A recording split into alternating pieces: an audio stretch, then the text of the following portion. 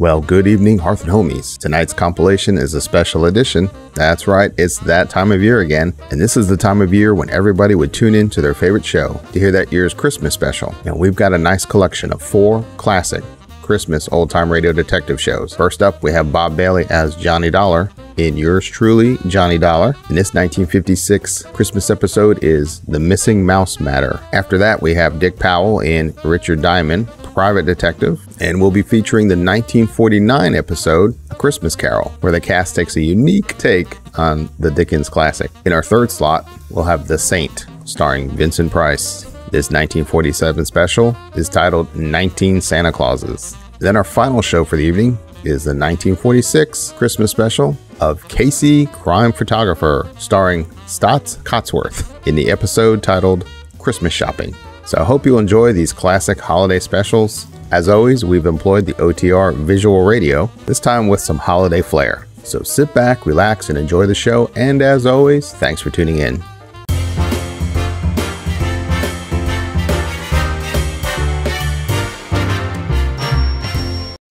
From Hollywood, it's time now for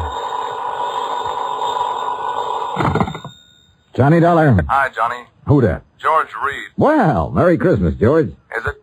Oh, what's the matter? You ever hear of Jedidiah Gillis?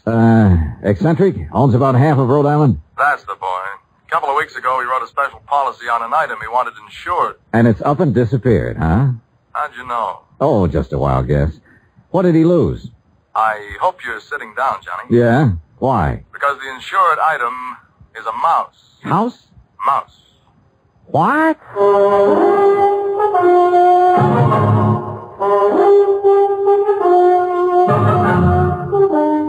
Bob Bailey in the exciting adventures of a man with the action-packed expense account. America's fabulous freelance insurance investigator. Yours truly, Johnny Dollar.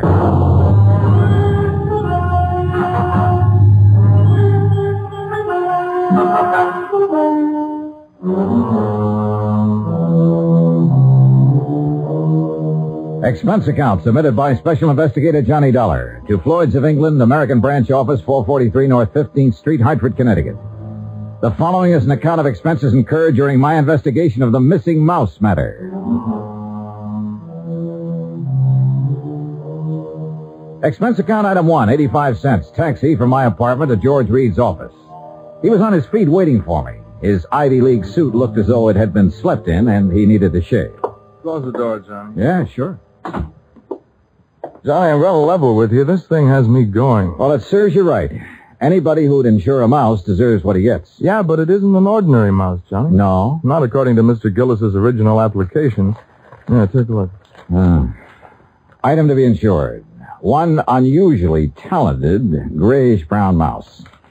Unusually talented? Like how? I don't know. What? I tried to find out, but Gillis wouldn't tell me. And still you issued the policy. You know our company, Johnny. We have a reputation for insuring almost anything, but we have to draw the line occasionally, and we would have here, except for one thing. What's that? And believe me, it better be good. It is. Gillis carries all of his insurance with us. Yeah, but even so. Just one of his several policies is a straight life for $350,000. Wow-wee. King-size premiums, huh? Exactly. So when he called asking us to insure this fellow's mouse for a few weeks... Wait a minute. Gillis doesn't own it? No. Well, who does? It belongs to a friend of his, a man named Glazer. He's spending the holidays with Gillis. Gillis didn't want to be responsible if something happened to Glazer's mouse while he's there, so he asked us to write the policy. How much did you insure it for? All the company would allow, $5,000. Oh, now, George, you think I'm going to get all worked up over a lousy $5,000 loss? What kind of a commission can I possibly make on that? Look, give me a chance to finish, will you? All right, but only because it's Christmas. All right. Late last night, I received a call from Gillis. He wanted to know whom we considered the best investigator in this part of the country. When I told him, he told me about the mouse and insisted I send you up to help look for it. No, George, I'm sorry, but I'm going to pass. I've handled some screwy cases in my time, but this is... Please, wait till I finish, huh? I told Gillis you wouldn't be interested. That's when he started putting on the squeeze. Squeeze? How do you mean? He said if I didn't get you, he'd cancel his policy. Oh, come on. You don't believe that, do you? I don't know what to believe. Gillis is a screwball of the first water. We've known that for a long time, and frankly, I'd rather not take a chance. Well, you've got to. Maybe not. I've received an okay from upstairs. On this one, you can write your own ticket. Well, why didn't you say so in the first place? You didn't give me a chance. Look, there's a train for Providence at 3:30. Here's Gillis's address. He wants you to stay with him. That'll cost more, Georgie. It figures. Merry Christmas, Johnny. Same to you, Santa Claus.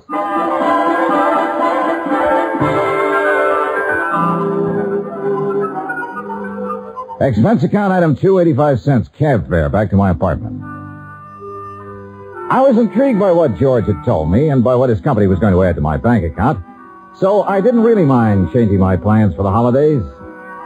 Expense account item $318.90, transportation, including a round-trip ticket, Hartford to Providence, and cab fare out to the Gillis residence.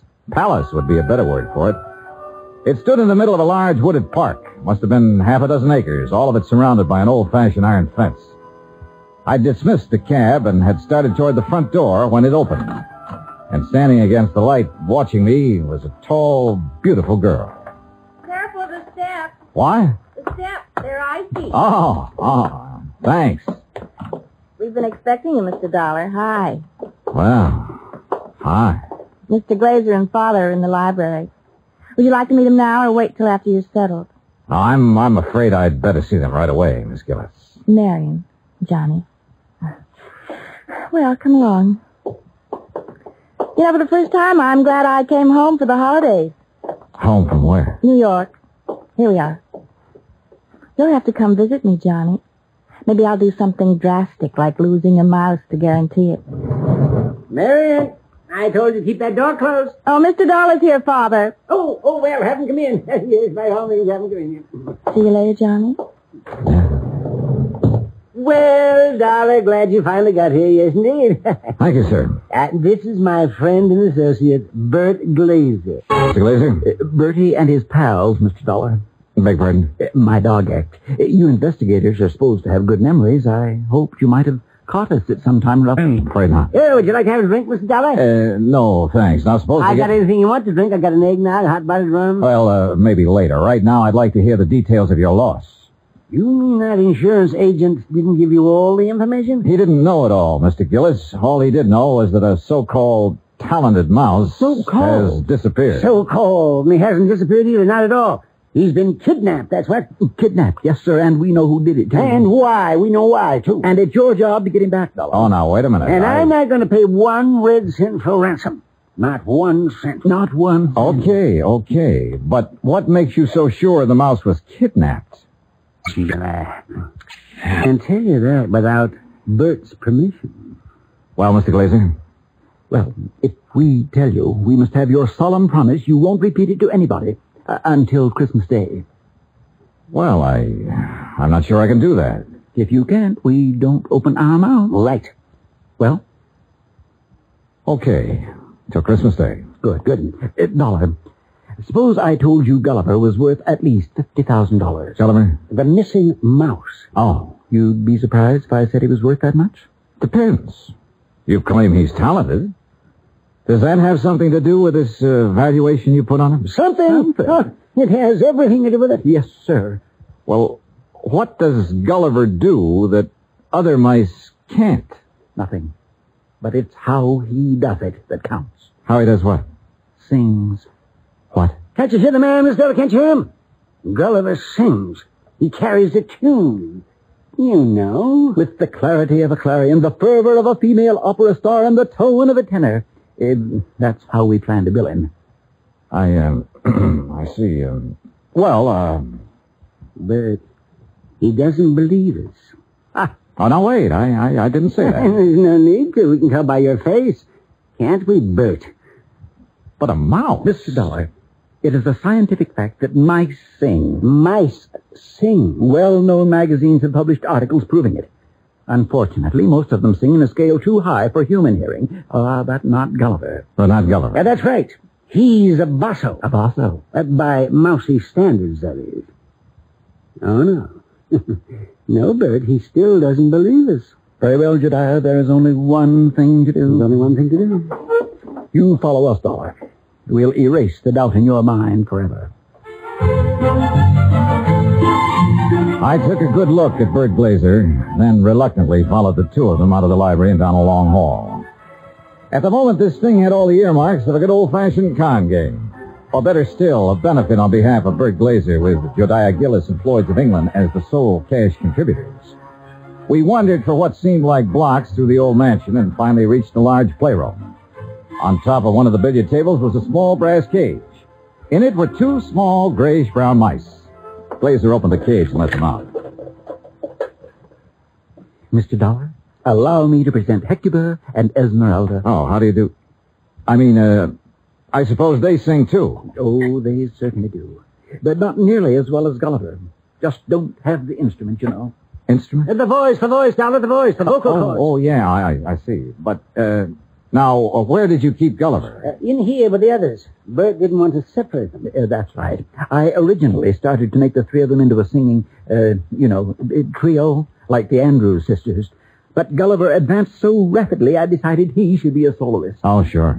You aren't afraid of mice, Mr. Dollar? No. No, that's fine. They sense it if you are, you know. It upsets them. All right, now, Hecuba, move over a bit. Give Esmeralda some room.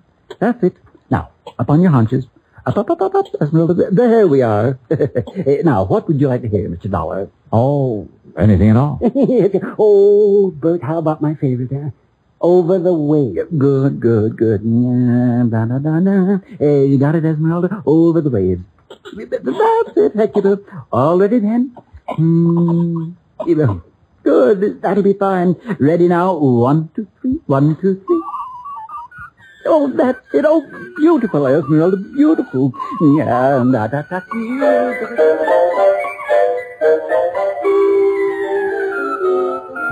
Well, I won't say I was convinced, but I won't say I wasn't.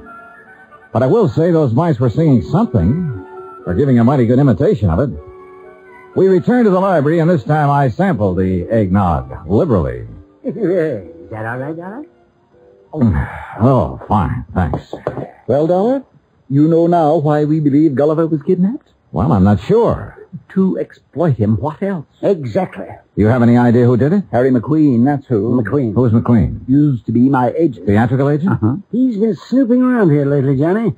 We figure he's gotten wind of our mice. Well, what do you mean by snooping around, Mr. Gillis? No, you know, he's been out here twice this week wanting to see me. Had to kick him out of here yesterday morning. How'd he get in? Well, my daughter answered the door. Yes, She didn't know McQueen from Adam. So when he asked for me, she figured he belonged in here, rehearsing the show with the rest of it. Rehearsing what show, Mr. Gillis? What show? The show for the Children's Hospital. Josiah puts one on for the sick kids every Christmas Eve. Of course. You know, Dollar, variety acts of Santa Claus. This year, though, we got a radio hookup. Go all over the state. And Gulliver, well, he was going to headline. And that's why I sent for you, Dollar. I figured you can get him back by tomorrow afternoon if anybody can. How long was McQueen in here before you noticed him? Long enough to lift Gulliver. This was our dress rehearsal, Dollar. We'd asked some of the kids from around the neighborhood in to watch, so it was pretty crowded. Where were the mice during the rehearsal? Well, that's where I made my mistake. What do you mean? We were keeping them a secret till the real show. Well, where were they? In their cage, over there on the mantel. Now, we were using this part of the room for the stage. So McQueen could have just reached in and taken Gulliver without us seeing him. Now, what makes you so sure McQueen did it? We told you. Besides, who else would want him? Who else? And it was right after I kicked him out of here that I discovered Gulliver was missing. What'd you do then? Why, I called off the rehearsal and started searching for him. McQueen? Dick Gulliver. And I put in a telephone call to the Providence house where McQueen was staying. Did you talk to him? Nope. They said he'd checked out. After questioning them for a while, I finally had a nightcap with Jediah, then went to the phone in the hall and made some calls, including one to George Reed. Well, how's it going, Johnny? It's not. That's why I'm calling. Look, they think a theatrical agent named Harry McQueen stole the mouse. He has offices in Boston and New York. Now, I placed a person-to-person call to both offices, but with tomorrow Christmas Eve, he might not get the message. So, what do you want me to do? Find out his home number. Ask him to call me here. Okay. Anything else? Hello? Johnny? Johnny, you there? Yeah. And so is a cat. What? A big yellow cat. What's so unusual about that? Oh, nothing. Except he's got a grayish-brown mouse between his two front paws.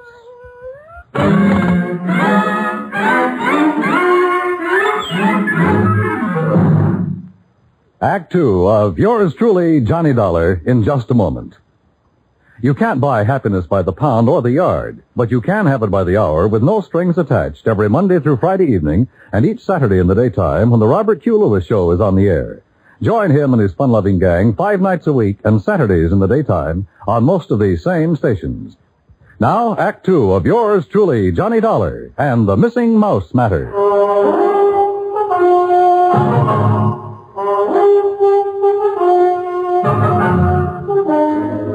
I was standing in the hall of Jediah Gillis's home looking at a big yellow cat that had a mouse between its 2 front paws. As far as I was concerned, a mouse is a mouse, and this one could be Gulliver. I cut short my phone conversation with George Reed, then started toward the cat. Here, kitty. Here, kitty, kitty. Nice, kitty. Kitty, kitty. Here, kitty. Mama, where are you? Here, kitty, kitty. That's a good kitty. Ah, kitty, let me have the little mouse. Mama, you naughty cat, where? Oh, This cannibal belong to you, Marion? yes, I promised Father I'd... What do you mean, cannibal? Take a look. Oh, no. Oh, yes. And he's very, very dead. Oh, you don't think it's Gulliver, do you? Well, Mr. Glazer will have to identify him. And if he is, well, that's that. Oh, no, Johnny. What do you mean? Oh, Johnny, please, you don't have to tell him, do you? Well, sure. If it's Gulliver, this thing's cleared up. If it's not, your Rama gets a reward for being a good mouser. Oh, Johnny, please. Dad almost had a fit when I arrived here with Rama. He made me promise to keep him in my room. This the only time he's been out? Well, no. Oh. He was out for a little while yesterday while they were rehearsing. I didn't notice he was gone till after lunch. Then the corpse could be Gulliver's. Oh, Johnny, if it is, there's nothing we can do about it now.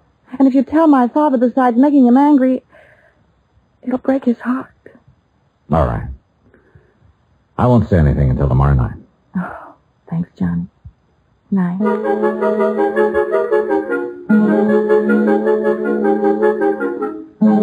Christmas Eve morning came cold, crisp, and clear.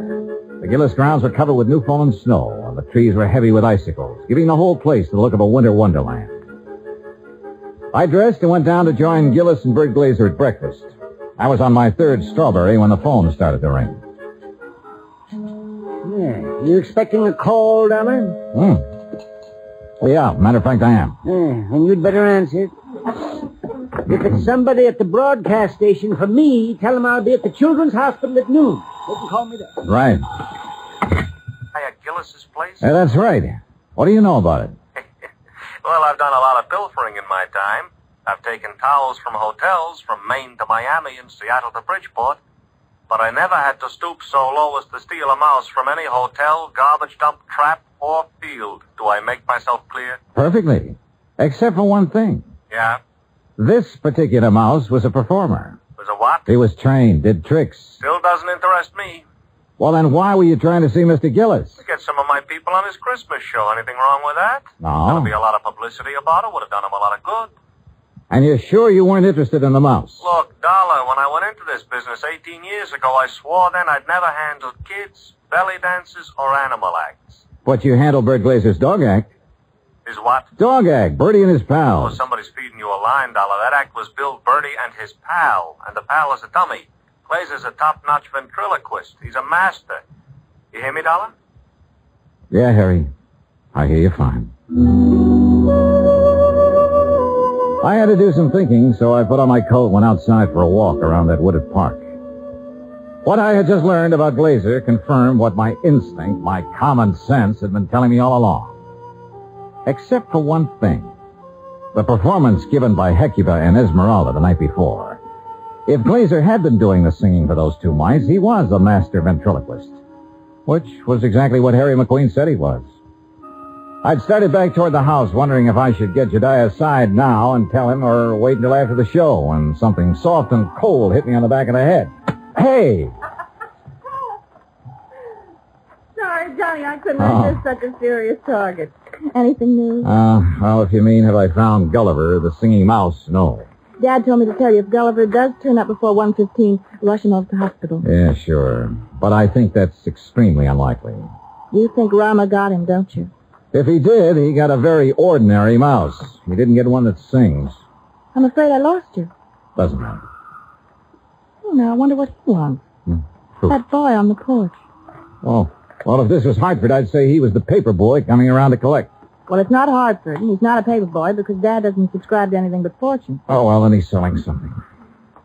Well, if he is, he's not going to give us a chance to buy any. Johnny, looks like we scared him off. Oh, that's funny. Hey! Hey, come back! He sure tore out of here when he saw us. Wonder what he wanted. Do you suppose he was one of the kids they invited in to see the dress rehearsal? Well, if he was, what would he be doing back here today? I don't know. Let's take a look around. We found it in the playroom, near where Gulliver's cage had been. It was a roundish metal clamp, the kind of boy wraps around his trouser leg when he's riding a bike. I was about to call the hospital and ask Jediah for a list of all the kids they'd invited to the rehearsal when the front doorbell rang. Johnny, it's that boy again. Better let me get in. Hi. Hi. I was over here to see the show the other day. Oh? Yeah. You see it? No, I wasn't here then. Oh. Gee, sure is calling. Yeah, sure is. Oh, why don't you come in and get warm? Oh, no, that's okay. No, come on. Nobody's here. No? Okay. Yeah, sure, come on.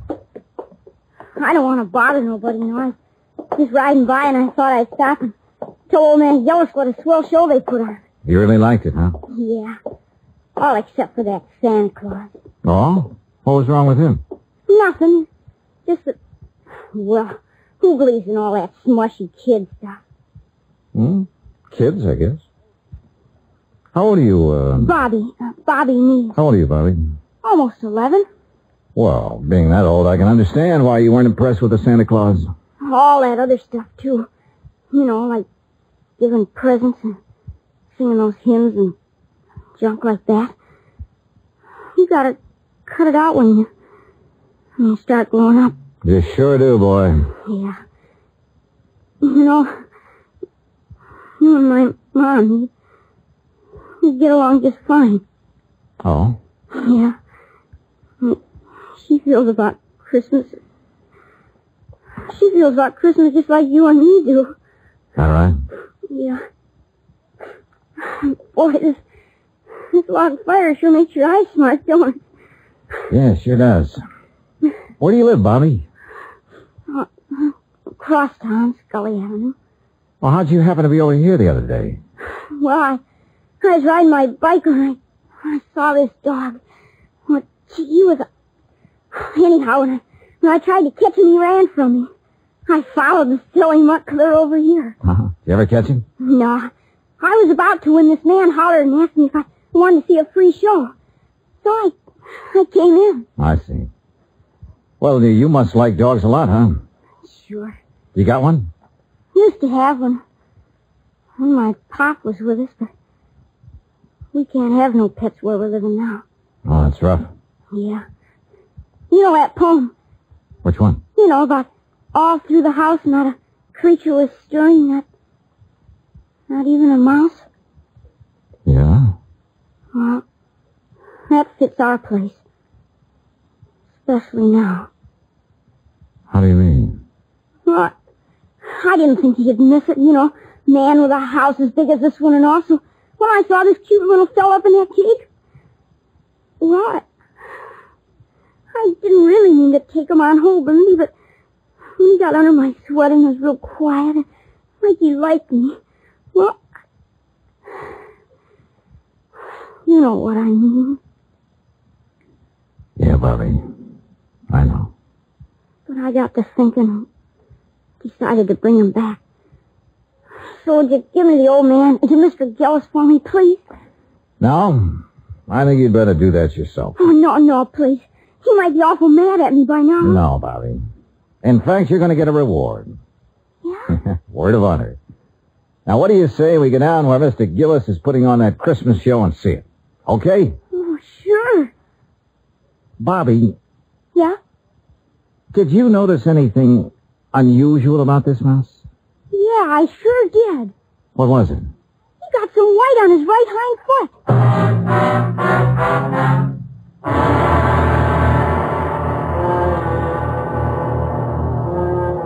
Expense account item 4, $1.60. Cab fare from the Gillis residence to the Children's Hospital for Mary and Bobby and myself. Inside, we followed the sound of children laughing and reached the auditorium. Marion found a seat among the nurses, and I took Bobby backstage. When Jediah saw Gulliver, his face lit up like one of the trees he'd had delivered to the war. Oh, Gulliver! By golly. I knew if anybody could do it, you could, Dollar. I didn't do a thing, Mr. Gillis. All the credit goes to Bobby. Oh, to Bobby. Well, I'll speak to you after the show, young man. Yes, sir. Bert, look, he's back. Oh, my. Oh, Gulliver, I do declare I have never been so glad to see a person before. You better hurry, Bert. He's scheduled to go on in just a minute. Oh, he will. Well, I'll go check on the microphone when everything be just so. Don't go away, Dollar. No, he won't. Bobby, why don't you sit over there where you can see the stage? Yes, sir. Bert, you think Gulliver will sing today? Think? I know he will. Oh, get ready, Gulliver. But that boy had Gulliver all day and all night, and he didn't sing once. Did the boy ask him to? Ladies and gentlemen, boys and girls, for the first time in a while, one of the wonders of the world, Gulliver, the Singing Mouse. Gee, Mr. Dollar, can that mouse really sing? That is what we're going to find out, Bobby. Exciting, isn't it, Dollar? Sure is, Mr. Gillis. What's that, Gulliver? I see. He's going to sing Jingle Bells, but he wants me to get off stage so everybody will know it's really him doing it and not me. Thank you. Is he all right, Bert? Oh, fine, just feeling his out. Well, why doesn't he start? He's going to. Listen.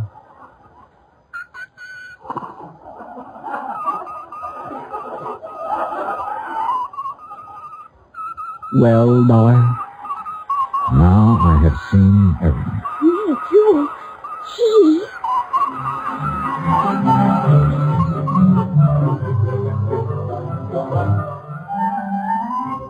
Bert Glazer had a logical answer for having lied about his old vaudeville act. He knew I wouldn't believe the mice could really sing if I'd known he was a ventriloquist. And after all, yet sometimes...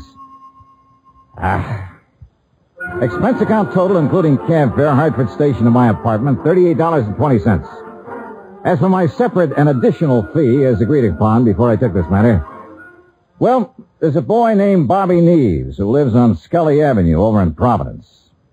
See that he gets it, huh? Yours truly, Johnny Dollar.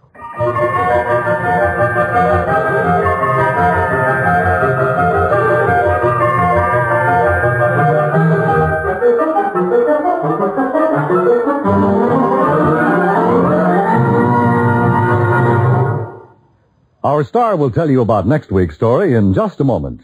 Meantime... Yeah, I'll make a deal with you. Oh? Let me have the mic for a second, and you can tell them about next week's story. By all means, be my guest. I just don't want to pass up a chance to do two things. First, Pam and Eric and Fran, Mr. and Mrs. Froelich, Helen, Will, Scotty, all the rest of you nice people who've written in to tell us how much you like the program. Thanks. I really appreciate hearing from you, and believe me, I'll answer your letters just as quickly as I can. Second, I'm sure you know what this is, and I want you to know it comes from the heart. Merry Christmas to you. God bless you. Now, next week, the case of a prize fighter who could win only by losing, because his life depended on it. Right. Join us, won't you? Yours truly, Johnny Dollar. Yours truly, Johnny Dollar, starring Bob Bailey, originates in Hollywood. It is written by Charles B. Smith and produced and directed by Jack Johnstone. Heard in our cast were Mary Jane Croft, Howard McNear, Parley Bear, G. Stanley Jones, Bill James, Lawrence Dobkin, and Richard Beals. Musical supervision is by Amerigo Marino. Be sure to join us next week, same time and station, for another exciting story of yours truly, Johnny Dollar. Dan Cubberly speaking.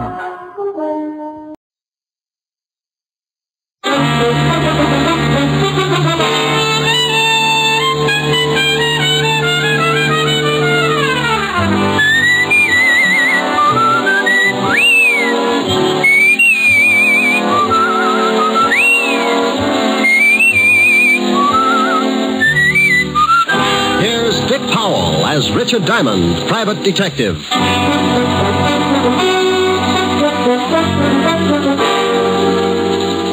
there, this is Diamond.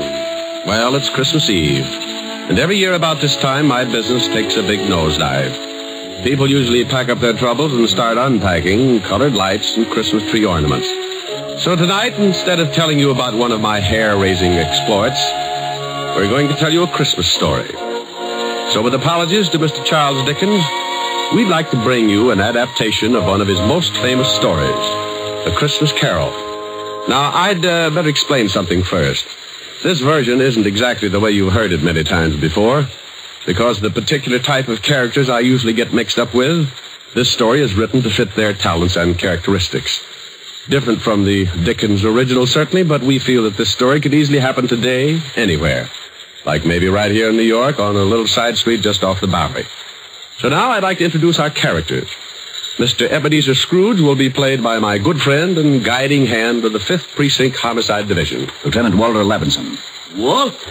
Otis. The character of Jacob Marley will be played by one of my dearest friends and constant companions. Otis, that's you. Huh? Oh, Sergeant Otis Loveloon. Loveloon. Walsh. Oh, sorry, Helen. Tiny Tim will be played by our corner newsboy. Johnny Rollins. Tiny Tim's mother will be played by my red-headed gal friend. Helen Asher. The rest of the characters will be played by members of the 5th Precinct Police Station. Officer O'Reilly, Officer Lund, Officer Lefkowitz, Sergeant Miller. The music will be furnished by the 5th Precinct Police Band, directed by Patrolman Worth. And now, our version of the Christmas classic, Charles Dickens' A Christmas Carol.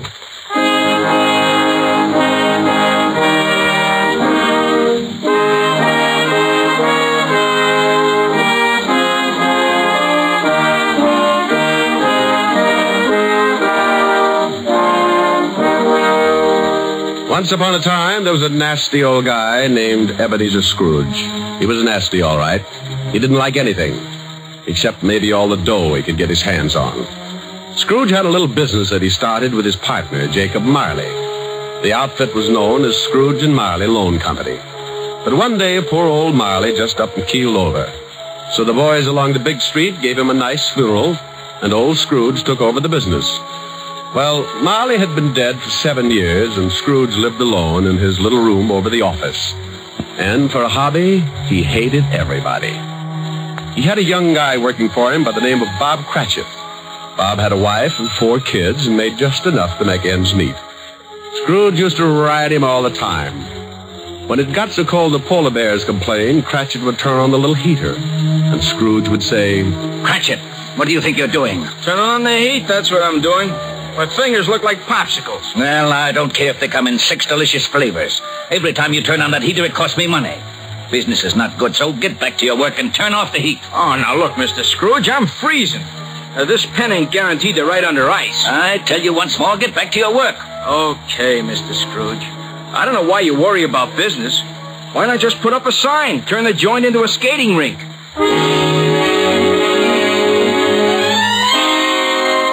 Well, this was no time for any decent guy to act like that. It was Christmas Eve. Along about 5 o'clock, into the office came Scrooge's nephew, Fred. Well, Merry Christmas, Bob. Oh, Merry Christmas, Fred. You get back to your work, Cratchit. Okay. Yeah. Well, Merry Christmas, Uncle. Oh, swell. Merry Christmas. Humbug. Humbug? Yeah, humbug. My old man didn't like Christmas, and that's what he used to say. Humbug. Okay, humbug. But it's still Christmas, and I don't see where you get off not liking it. This is supposed to be the time everybody gets with it. Everything stops. That ain't much good, and you put your arm around the next guy, you tell him Merry Christmas. I'll put my arm around you with a hammer on the end of it if you don't lay off that goodwill stuff. Look, what's with you? What have you got against Christmas? You show me a way to make $100 every Christmas, and I'll fall in love with it. Every time the holidays roll around, nobody pays their bills, and they all run around like they own the Chrysler Building. Look at you. $60 a week, and you're coming on like Rockefeller. Well, sure, I make a lousy $60, but it ain't easy. But once a year, something happens with everybody in this big world. Well, nearly everybody. Because this is a day that somebody else started to make things right for us, and he had a really tough time doing it. It's more than just remembering. It's feeling. It's all around you. Christmas has got to be merry.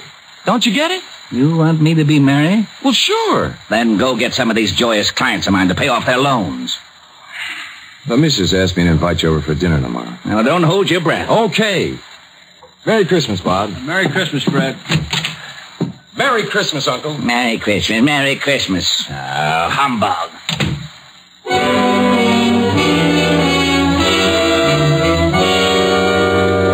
Late that evening, Scrooge went upstairs to his room, the room where Jacob Marley used to stay.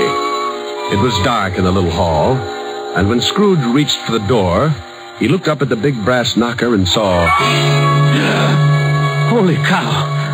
I could have sworn that was old Jake's face in the knocker. I must be working too hard. So in he went. A little shaky after seeing Jake Marley's face, but he just passed it off his nerves. He closed the door and locked it, then went over and sat down in front of the fireplace. He got a fire going and started to relax. But every tile around the fireplace started looking like Jake Marley's face. Oh, now, come on, Abe, old boy. You got to get hold of yourself. This is ridiculous, and I haven't touched a drop in weeks. He got up and walked around the room a few times, then went back and sat down again. He stretched, rested his head on the back of the chair. From somewhere a bell started chiming, and Scrooge sat straight up in his chair. He heard something else, too. Something from downstairs. What the... Oh, now, what is that? What's going on? Who's that? Come on, who's out there? Then all of a sudden it came right through the wall. Marley! Jake Marley. Oh, no. I got to stop eating lobster. Oh, it couldn't be. Hey, what's with you? Who are you? Jake Marley. Who else? You're dead. The deadest. But nevertheless, Jake Marley. His ghost. You're very sharp today, Scrooge, old boy. I don't believe it. You got eyes, ain't you? Yeah, and I got a bad stomach, too. That's who you are. Nothing but a bad case of indigestion. You don't think I'm a ghost, huh? Okay, maybe a good scare will change your mind. Whoa! Oh, no. Stay away from me. I believe you. Sold on the idea? Yeah, but why do you got to come to see me? Regulation. Every man is supposed to live his life and help his buddies. If he don't do it while he's alive, then he's got to do it after he kicks off. Oh! Now, stop that. Hey, what's with all those chains and things you got wrapped around you? Oh, these? Well, this here chain is like my life. Each one of these links is something I did wrong. But why do you have to hold it around with you? Why don't you check it someplace? Scrooge, old boy, when we was in business together, I never took time out to do any good. I just kept making a buck and figured that was enough. Well, now I got to pay for it. I got to haul this chain around and try to make up for all the things I didn't do when I was alive. But why come to me? Because you're going to end up just like me, unless we do something in a hurry. Now, I haven't got much time, so you better listen. Oh, I don't want to be like you. I'll listen. Okay. You're going to have 3 visitors. You're going to be haunted by 3 spirits. Oh, no. It's the only way you can keep from being like me. When you hear that bell strike 1, the first one will be here. Well, I got to be going. You won't see me again, but you remember what I told you. So long, Scrooge, old boy. Your goosebumps can relax now. After the ghost took off, Scrooge just refused to believe it. Nuts. It's ridiculous. Humbug. Then he climbed into the sack and was soon snoring up a storm. When Scrooge awoke, it was still dark, and the bell from the church on 53rd Street was striking 12. He laid awake listening and thinking to himself. Oh, just a dream. Ghosts. Bah. Finally, he dropped off again and slept for about an hour. Then the big bell struck 1. 1 o'clock and I don't see no ghost. I knew it was something I ate. All of a sudden, a big light flashed in the room. The first of the spirits stood before him. Oh, Jake was right. Are you the first spirit that Jake said would come to haunt me? Yeah, you know it. Well, who are you? Me? I'm the ghost of Christmas past. Yeah? How long past? Your past. Come on, we're going to take a walk. Oh, where are we going? Just relax. I'm running this tour. Oh, well, let me get my pants. You got them. Hey, they're on me.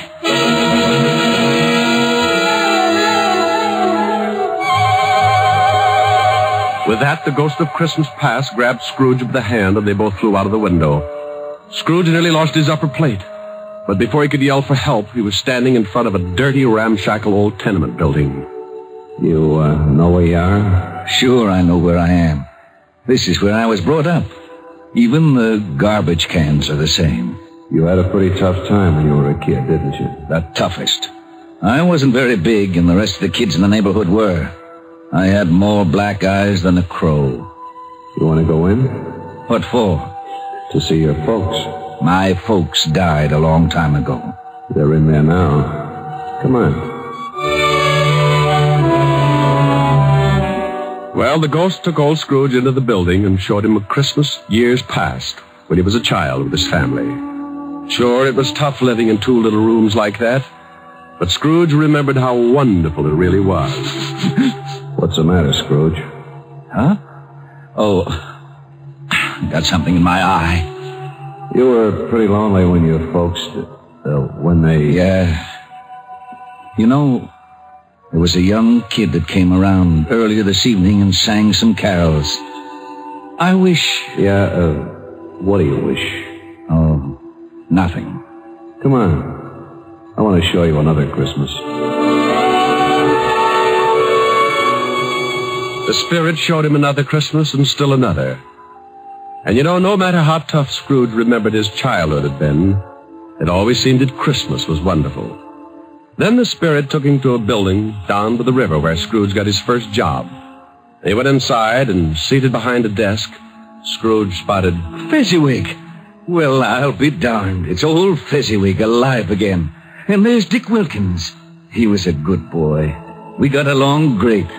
He liked me. Okay, everybody, it's Christmas Eve. You can knock off and have yourself a good time. You better lock up, Dick. Sure, right away, Mr. Fezziwig. And don't look so unhappy, Ebenezer. It's Christmas. Come on home with me and tear into a big turkey. All locked up, Dick? Yes, sir. Ready, Ebenezer? Yes, sir. Okay, let's go and have Merry Christmas, you two. Yeah. Merry Christmas, Mr. Fezziwig. Merry Christmas.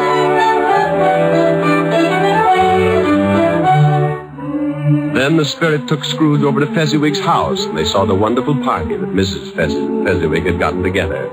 Scrooge watched and remembered, and the spirit said, Wasn't Fezziwig a stupid, sentimental old goat? Oh, yeah? Well, let me tell you something.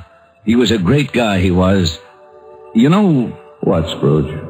I was just thinking about Bob Cratchit, who works for me. I think I'd like to do something for him. You know he's got a wife and 4 kids? Is that right? Yeah, 4 kids. Come on, I've seen enough. Okay, but you gotta see these things if you want to get squared away. And believe me, brother, you need squaring away. Let's go home, Scrooge. Before he knew it, Scrooge was back in his little room, and the spirit was gone. Scrooge was pretty beat, and he climbed into bed and dropped into a heavy sleep.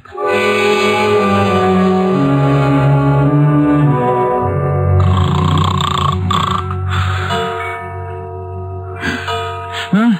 What's that? It's 2 o'clock. Hey, that light in the other room. I got burglars. Hey, Scrooge. Scrooge, come on in. Who's that? What are you doing in the other room? Come on in. Take a look. It's pretty nifty. Hey, what is this?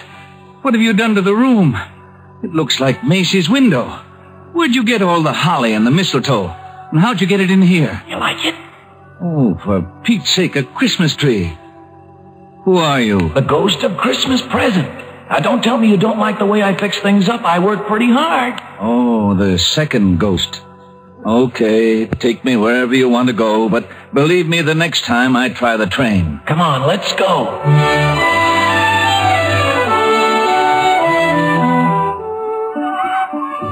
Now, what do you see? Oh, I see bright colored lights. People having a lot of fun.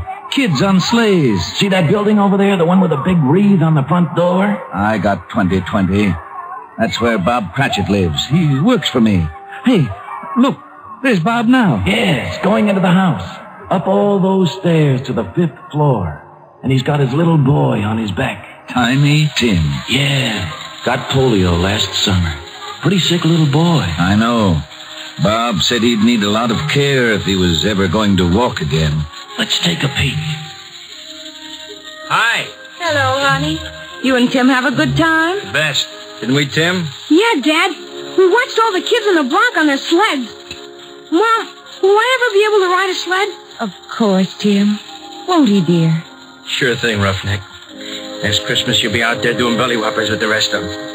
Dad, what's the matter? Your eyes are all wet. Oh, nothing, Tim. I just got some snow in them. Want some dinner, Tim? Oh, Mom, stew for Christmas? I'm sorry, Tim. Oh, that's okay, Mom. I like stew. Bob, will you please say grace?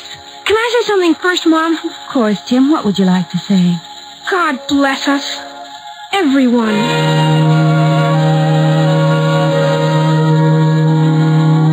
What's the matter, Scrooge, old boy? Got some snow in your eyes, too? Tell me something. Sure, if I can. What about Tiny Tim? Oh, can't say for sure. But if his old man makes enough money next year to get the right doctors, little Tim will get along just fine. But times are tough, aren't they, Scrooge? Yeah. Now the spirit of Christmas present took Scrooge to many places and showed him a lot of happiness and a lot of misery. And finally, back to his little room, and the spirit was gone. Oh, I don't know whether I can take much more of this.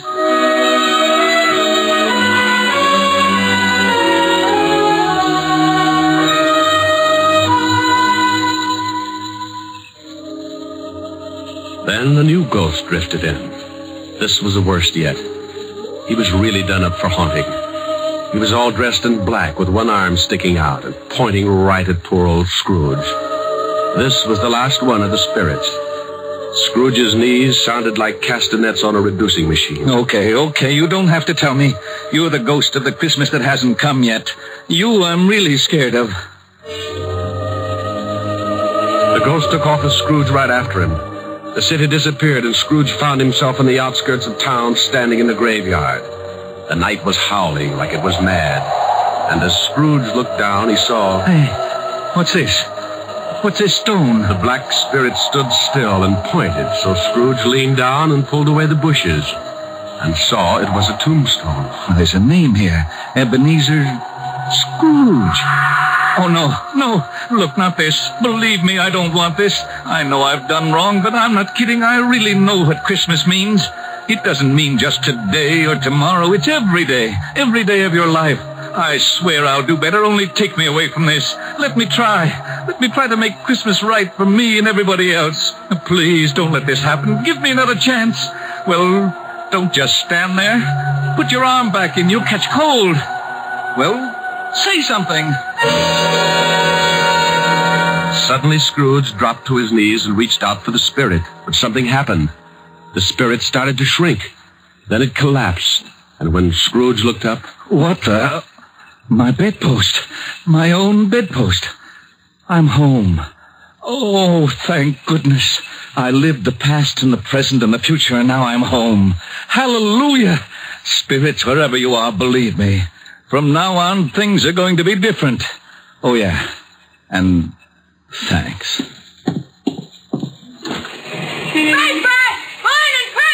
Hey, boy! Yeah? What day is this? It's Christmas! What's with you? Christmas? Oh, boy, I haven't missed it. The spooks did it all in one night. Boy! Yeah? Oh, it's you, Mr. Scrooge. How many papers have you got? I don't know. Why? Well, here's $5. Throw them away and go have yourself a Merry Christmas. Gee, thanks, Mr. Scrooge. And a Merry Christmas to you. Hey, boy, say that again. Thanks? No, the other. You mean Merry Christmas? Yeah, that's it. Merry Christmas.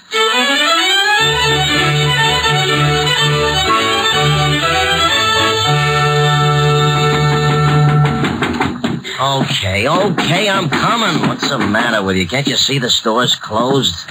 Look, mister, this is... Ebenezer Scrooge. Merry Christmas, Barney. Huh? Hey, you been drinking? Not a drop. Well, what's the matter with you? Ain't you going to wish me a Merry Christmas? Wish? Sure. Come on in. Wife's upstairs with her mother, but I got a bottle in the back. I think maybe you better have something strong. Look, your grocery store's closed, but you could still sell me a turkey, couldn't you? Well, I don't know. You got a couple, they'll just go to waste. What do you want a turkey for? You've been eating at the automat every Christmas for the last 7 years. Oh, it's not for me. But nevertheless, I have been invited to my nephew Fred's house for a Christmas dinner. Well, then who's the bird for? Bob Cratchit. You know, the young guy that works for me. Oh, yeah. How much you gonna charge him? Here's $20. That ought to be enough for the bird. No. It ain't worth that much. You sure you ain't been into something? Well, if it's too much, give the rest to your kid and have him deliver the turkey to Cratchit's house. Huh? Here's the address, and don't tell Cratchit who sent the thing. Okay? Okay. Merry Christmas, Barney. Yeah. Merry Christmas.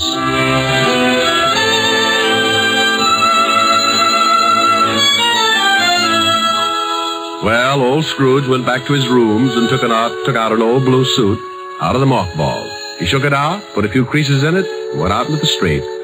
The old boy was really with it. Everybody he passed, he greeted them with, Merry Christmas. Merry Christmas. Merry Christmas. Oh, Merry Christmas. Merry Christmas. Merry Christmas. Scrooge went to church and gave a large donation, and Father McCarthy nearly forgot his sermon. And then Scrooge went out on the street again and down into the Bowery. God bless you, sir, and a Merry Christmas. Isn't it, though? He kept walking and having a great time. Later that afternoon, he arrived at his nephew's house. Well, what the... Merry Christmas, Fred. I've come to dinner. Oh, my gosh. Here, I brought you some presents. Oh, my gosh. Now, don't thank me. It's Christmas, remember? Oh, my gosh. Next morning, Scrooge was early at the office. If he could just catch Cratchit coming in late. And he did. Bob was a good 21 minutes late. Cratchit? Oh, no. You're 21 minutes late. Yeah. I'm sorry, Mr. Scrooge. I had a big evening last night. You did, huh? You know what I told you if I caught you fancy-footing it in here late again. Okay, so I'm canned. You think you got it coming? Oh, I'm too tired to argue, Mr. Scrooge. Jobs are tough enough, and I hate to lose this one, but I'm just too tired. A raise would help, huh? That's the silliest question of the year. Then you got it. It's in that envelope. What? Yeah, and maybe after we see how the funds are, we can do something about Tiny Tim. No, I don't get it. A raise? You want to do something about Tim? I don't get it. Sure you do, Bob. Haven't you heard? It's Christmas. Now, go on home, take the day off. Yeah. Take the week off. Oh. Come back when you feel like it. Merry Christmas. Mr. Scrooge? Yeah? Merry Christmas.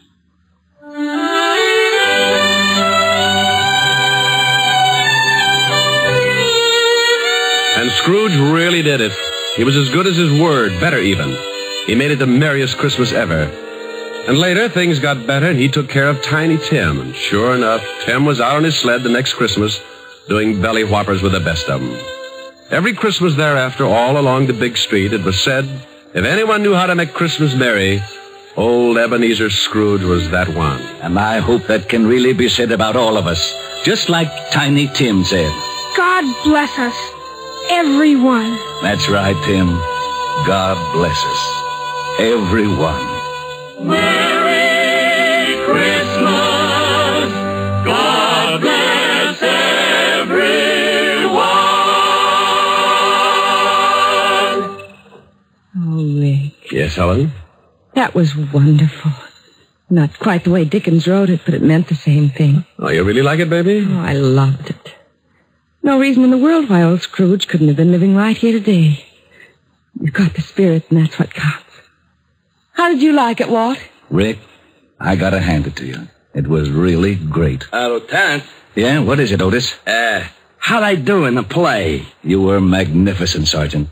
You know, I'll bet if I studied for a couple of weeks, I'd get me a part on Broadway. To be or not to be? That's the question. Oh, no. Now, Walt, leave him alone. Oh, sure. Monsieur Otis. Huh? Wouldst thou accompany me over to the Punch Bowl for a short flagon of nectar? Sure, I would. See you later, Helen, Rick. Yeah. Come on, Barrymore. Let's see if the Punch Bowl fits your head. Oh, aren't they lovely? You want something to eat? Hey, wait a minute. What's the matter? Listen. They're out here by this window. Come on, let's go listen. Use that carol, fa-la-la-la-la-la-la-la-la. See the blazing new before us, fa-la-la-la-la-la-la-la. Strike the harp and join the chorus. Fa la la la la la la la la. Follow me in merry measure. Fa la la la la la la la la. While I tell of youth and treasure. Fa la la la la la la la la. Oh, wasn't that wonderful, Rick? It sure was. Rick, sing something with them. Oh, no, honey, I don't want to loss up the act. Please, Rick, come on. All right. I tell you what I'll do. Everybody usually sings Christmas songs about snow. I'm going to sing one about sunshine. It's called Melikalikimaka. Melikalikimaka? Well, it means Merry Christmas in Hawaiian. In Hawaiian? Sure. It's a brand new song. They love it over there, and we'll love it here.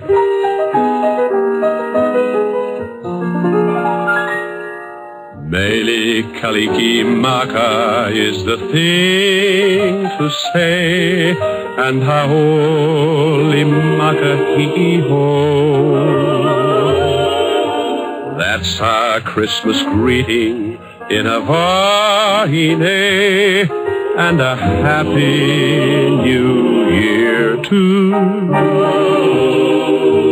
With the hope that Christmas may be green and bright, the sun to shine by day and all the stars that night. Melikalikimaka is Hawaii's way to say Merry Christmas to you. With the hope that Christmas may be green and bright, the sun to shine by day, and all the stars that night. Melikalikimaka is Hawaii's way to say Christmas to you.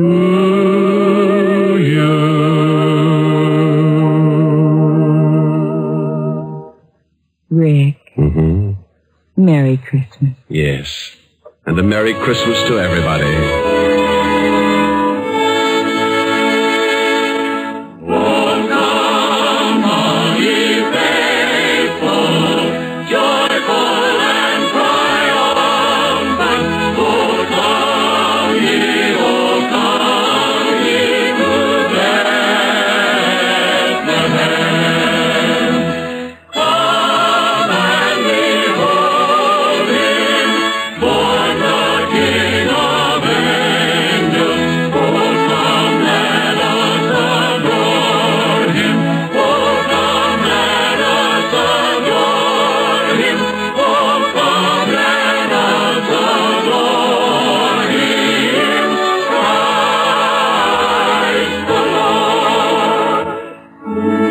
In Wilkes-Barre, Pennsylvania, radio station WBRE today is celebrating its silver anniversary of serving the people of the coal country with better programming.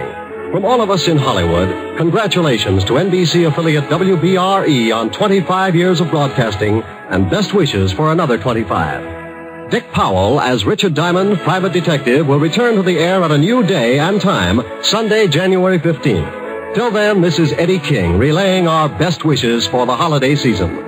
Now hear Home for Christmas and Hopalong Cassidy on NBC.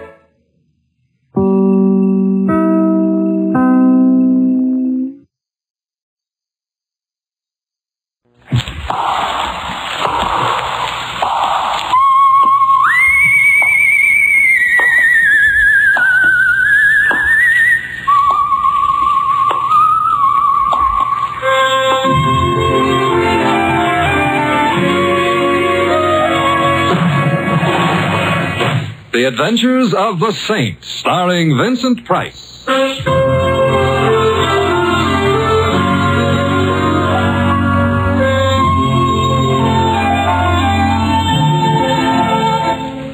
The Saint, based on characters created by Leslie Charteris and known to millions from books, magazines, and motion pictures. The Robin Hood of modern crime now comes transcribed to radio, starring Hollywood's brilliant and talented actor Vincent Price as The Saint. Come in. Hi, Mr. Temple. Oh, hello, Louie. Where are you? I'm in my room. I'll be ready in a minute. Hey, wait till you see my cap. I gave it a bat for Christmas. Well, congratulations. Yeah. Look, I don't want to rush you, but if you don't hurry, Christmas Eve is going to be already Christmas morning, and what'll all them tots think? Oh, them tots will be singularly fortunate. However, all I have to do now is get my whiskers on. There. How do I look? Mr. Templar, if I didn't know you was Mr. Templar, yeah, I wouldn't know who you were. Louis, don't I look like Santa Claus? This may come as a surprise to you, Mr. Templar. Santa Claus is fat. Oh. You're not fat. Oh, well, hand me that cushion from the couch, huh? Okay. Here. Yeah, thank you. Now then. How's that? Now say ho, ho, ho. What for? Santa Clauses always say ho, ho, ho. Oh, I see. Ho, ho, ho. Well, anyway, you look like Santa Claus.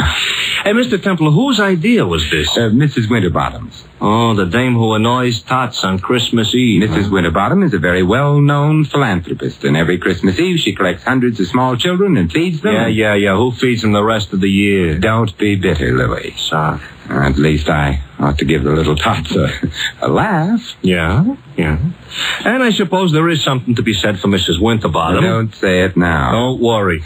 There's something to be said for Santa Claus, too. He does go around filling stockings. Yeah, I know a blonde. Shouldn't say that either, huh? No. Someone at the door. Louis, would you mind? No. It's probably one of them tots. Correction. It's a tot 20 years later. Get in. I'm already in. Back up. I'm backing up. Thanks.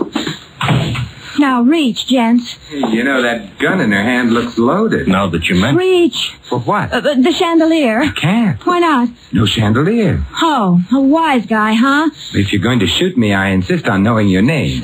Just call me Sally. Sally. And your last name? Never mind that. How would you like to get plugged in the... Bread basket? Where? Oh, let's pass lightly over that. I wouldn't like to get plugged anywhere. And shut up. All right. Where is it? Right down the hall. Are you trying to be smart? Not especially. So it's going to be like that, huh? Like what? Now you listen to me, Fats Boylan. Huh? You shut up, too. I didn't say anything. Well, shut up anyway. I'm shutting up. What was I saying? You just finished calling me Fats Boylan. That's right. That's wrong. I'm not Fats Boylan. Ha. Well, it helps keep the conversation Look, going. Fats, are you going to stop stalling and hand over the stuff, or will I have to shoot? Since I am not Fats Boylan, and since I have no stuff to hand over, I'm afraid you'll have to shoot. Mr. Templar, that could be fatal. You keep quiet, punk. Who's a punk? You're a punk. Mr. Templar, am I a punk? Well, Sally is just a little confused this evening, Confused Louis. or not, she shouldn't call me a... Shut up. Oh. You don't have to start bawling. I am not bawling. I am... You were just about to shoot me. Well, I know, but then you'd bleed. Oh, I'm sorry. I can't stand the sight of blood. Why don't you strangle him? Louis, don't be unkind. It seems to be the doorbell again. No, wait. Oh, it's very impolite to keep people waiting. But I must have been followed here. Sally, look, stop illustrating a point with that gun. It might go off. I don't care. But then I'd bleed. But where can I go? I've got to hide. Well, try the kitchen. All right. Oh, come on in. It's open house tonight. Well, my old pal, Fats I am not. Boylan. Although I'm beginning to waver. Perhaps I am. Simon, the split personality. Who are you? Well, Joe Hudson. You remember your old pal, Hudson? Hudson, Well, I must admit you look like a hornet, but your lines aren't as nice. Look, if I'm your old pal, why don't I know you? Oh, that's easy. We never met personally. Well, how else can you meet? Ignore that. But if we haven't met personally or otherwise, how can I be your pal? Oh, I was just being friendly. Besides, you got something for me. I have? Great little kidder, ain't you, Fats? Ain't he, pal? Now I feel better. I'm a pal, too. Look, I wish I deserved your delighted choice. Look, just leave me have the stuff, and then I'll get... Stuff again? What stuff? Am I going to have trouble with you? The door behind you is open. Why don't you use it, huh? In that way, nobody will have any trouble. I'll use it after. After what? Such like that, huh? Ever see one of these before? I'm afraid I'm going to disappoint you, but the answer is yes, I have. Good. And you know how it works. It shoots bullets at guys. Guys who get bullet shot at them have a habit of dying. Really? Well, then perhaps you'd better not shoot that gun at me. I won't. So give me. So I ain't got. Well, that is you ain't got. Thanks, Louis. Basic, I ain't a patient man. Hand the stuff over, or I don't have any stuff. Or you get shot. I'd bleed. Who cares? I do. I hoped you might. However... This could be a stall. This could be trouble, so you... You can't shoot him. Why not? It's against the law. I read it in the papers. It's against the law. Yeah, I believe you. Oh, well, so that's okay. Yeah, but I like doing things against the law. Oh, well, you could go to jail. I already been there. Well, for shooting somebody, they'll hang you or something. If somebody told them. Well, I would. You would, huh? I would. So maybe I'd better shoot you first. Well, I wouldn't want to deprive Mr. Templar of the privilege. Well, Fats, it's your last chance. Oh, not that phrase. Also, I still don't know... So it looks like I'm going to break a law. Hey, who did that? You did, you dope. I did not. This here's a plan. But you won't get away with it. Goodbye, Mr. Hudson.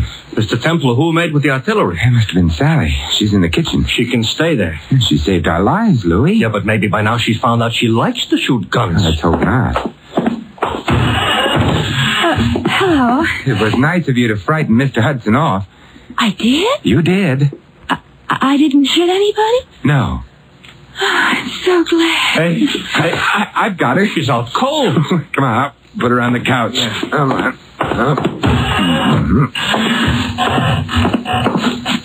It's a little late, but somebody ought to mention she is not a bad-looking dish. You've mentioned it. Looking for smelling salts in her bag? No, identification. Here's a driver's license.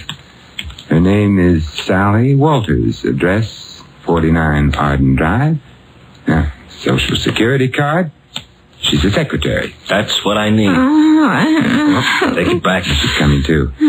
Better put the bag back. Yeah, but keep the gun, though. There's still some bullets in it. No, we don't want her to know we went through her bag. We're ashamed of ourselves? We're going to pay her a visit. She ain't home. But she will be after she leaves here, and then perhaps we can find out what keeps the home fires burning.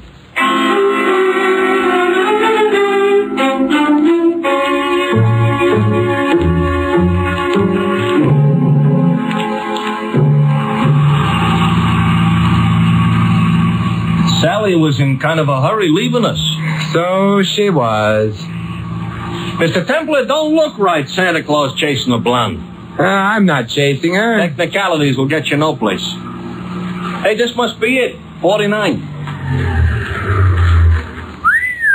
What is she a secretary of? The Treasury? I suspect this is where she works, Louis. She works overtime, huh? Yeah, and probably sleeps in. Come on. Yeah. I hope that nobody is peeking because they'll think Santa Claus is off schedule. I think perhaps I can manage without the whiskers. Yeah. Ouch! Now you look like an imposter. Yeah. Will you ring, Louis? Okay. You know, this is the type house I got a feeling Santa Claus would have to use the saving central. Yes.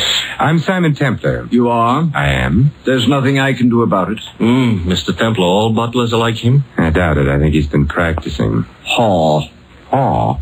Well, good night, then. I think not. Would you mind removing your shoe from the door? I would. You might at least have shined it. Humphrey, whoever is it at this time of night? No one, madam.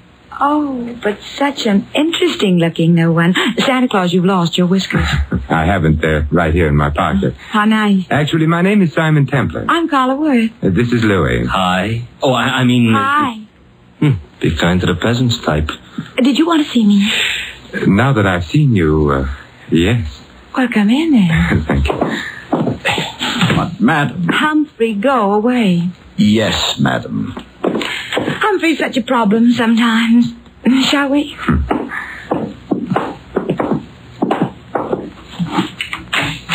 Nice? Yeah. Fire in the fireplace, books on the bookshelves, port in that decanter. Yes, would you like some? No, thank you. I just wanted to be sure the accessories were all correct. Someday, maybe I'll find some other wine besides port in the decanter.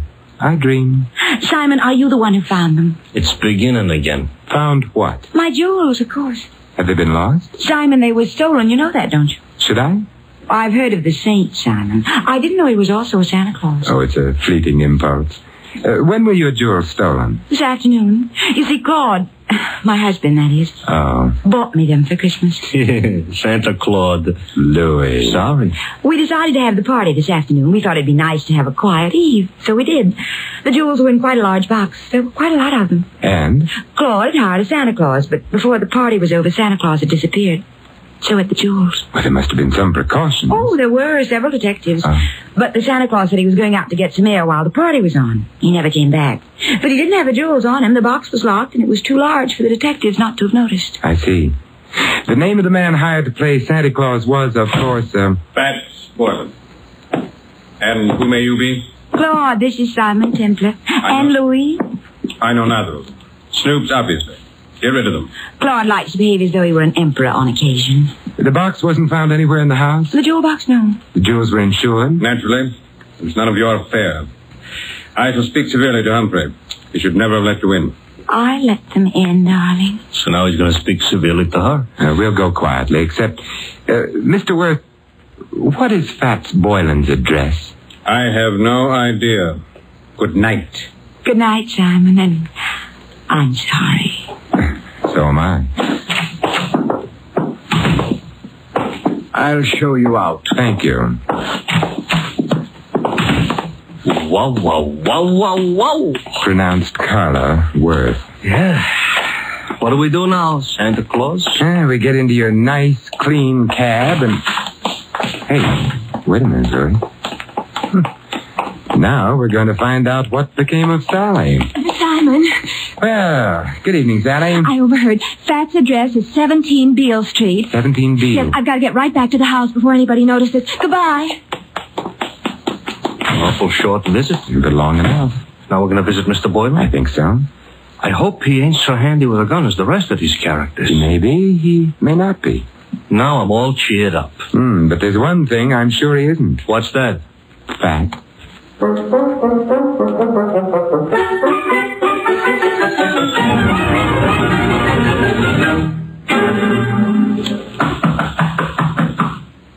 Quite a change from the Waits dump. Now this is a dump. Yeah, and Mr. Boylan would seem to be shy. Mr. Templar, you said something about the one thing he wouldn't be was fat. Why, because he was called Fats? Not exactly. Louis, I'm worried. Hey, the door was open. Yes. Maybe that means our bird is flown? Maybe. Come on, let's go in. Okay. I ain't usually so poetical, but the light's on. Yes. And the room looks funny. Looks like a hurricane came to stay for dinner. And remained for 6 months. Somebody was looking for a jewel box? And someone obviously didn't find it. The extent of the search indicates that. Nothing was left untouched. It's a funny smell in this room, you know. A couple of funny smells. Yeah. One's perfume and the other... Gunpowder. Huh? Gunpowder. That's why I ain't been looking behind any pieces of furniture. It really wasn't very far to look, Louis. Huh? He's behind the daybed. Fats? Fats, Louis. He ain't doing so good? He's dead. And Louis... Yeah? He wasn't fat.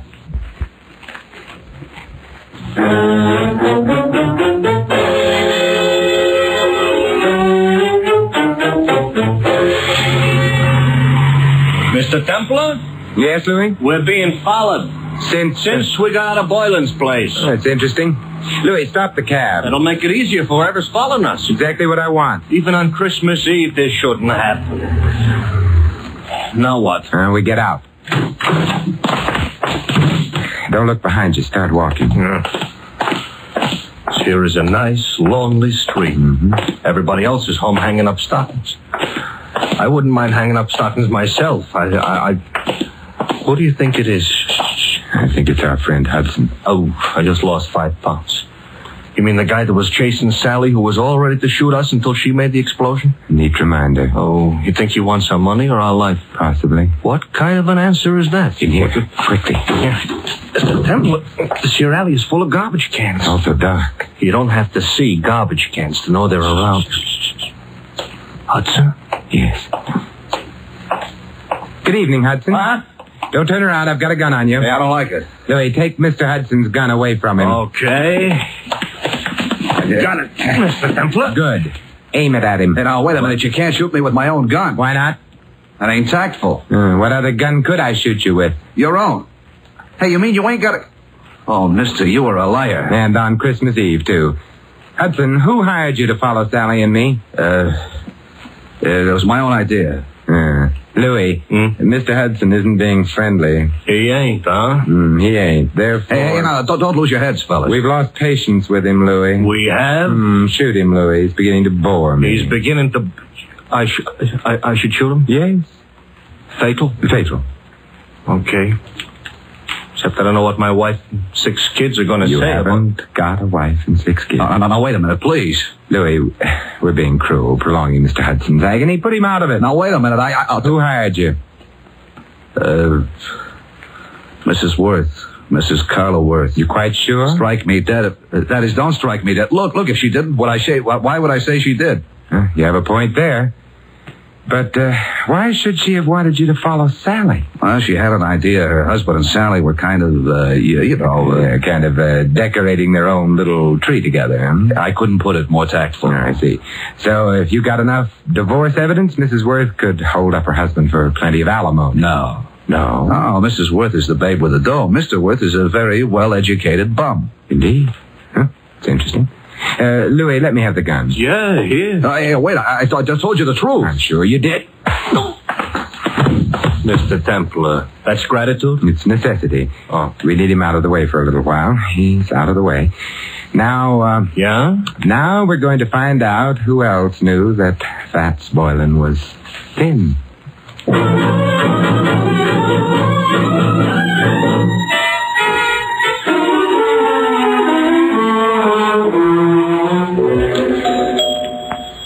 You know, if we visited often enough, I might even get accustomed to this joint. You might also start confusing yourself with Grant. Good evening, Humphrey. I'm sorry the family retired for the night. Well, it is late, I know. I wish to retire myself. Why, Humphrey, you don't look 65. Good night, sir. Aren't you going to ask us in? No. Why, Humphrey, I thought you and I were going to sing Christmas carols together. Let go of me. Shut the door, Louis. Okay. I shall complain. All right, but not now. Mr. Templar, I'm going to wear that gun out, hitting people over the head with it. And I couldn't have him warn anyone we're here. Why, we're going to burgle the joint? In a way. Huh? And the kind of description would be search the place, Louis. Oh, for what? Oddly enough, something that can't be seen or touched. Sounds like a ghost. Yes, and in the way it is, the ghost of a murderer.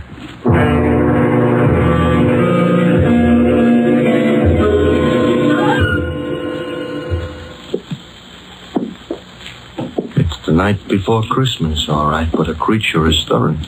A couple of creatures, us. Yeah, we've covered all the rooms on the other landing. Therefore, the bedroom should be here. And therefore, this should be someone's bedroom. Let's go in. We're sleeping? Now, if I can open the door softly enough and look in. Moonlight through the window. Yes. The dressing room. Door beyond would be the bedroom proper. Proper is not a word we're in any position to throw around. We'll have to go in to the dressing room. Come on, Louis. Okay. Wait a minute, Louis. Inhale. Mr. Templar, I don't usually take breathing exercises in the middle of the night. Louis. All right. I'm inhaling. Well? Perfume. Familiar? I could learn to love it, but no. Well, then out we go. You didn't care for that perfume. It didn't tell me anything. What do you want perfume should tell you? Who killed Fats Boylan?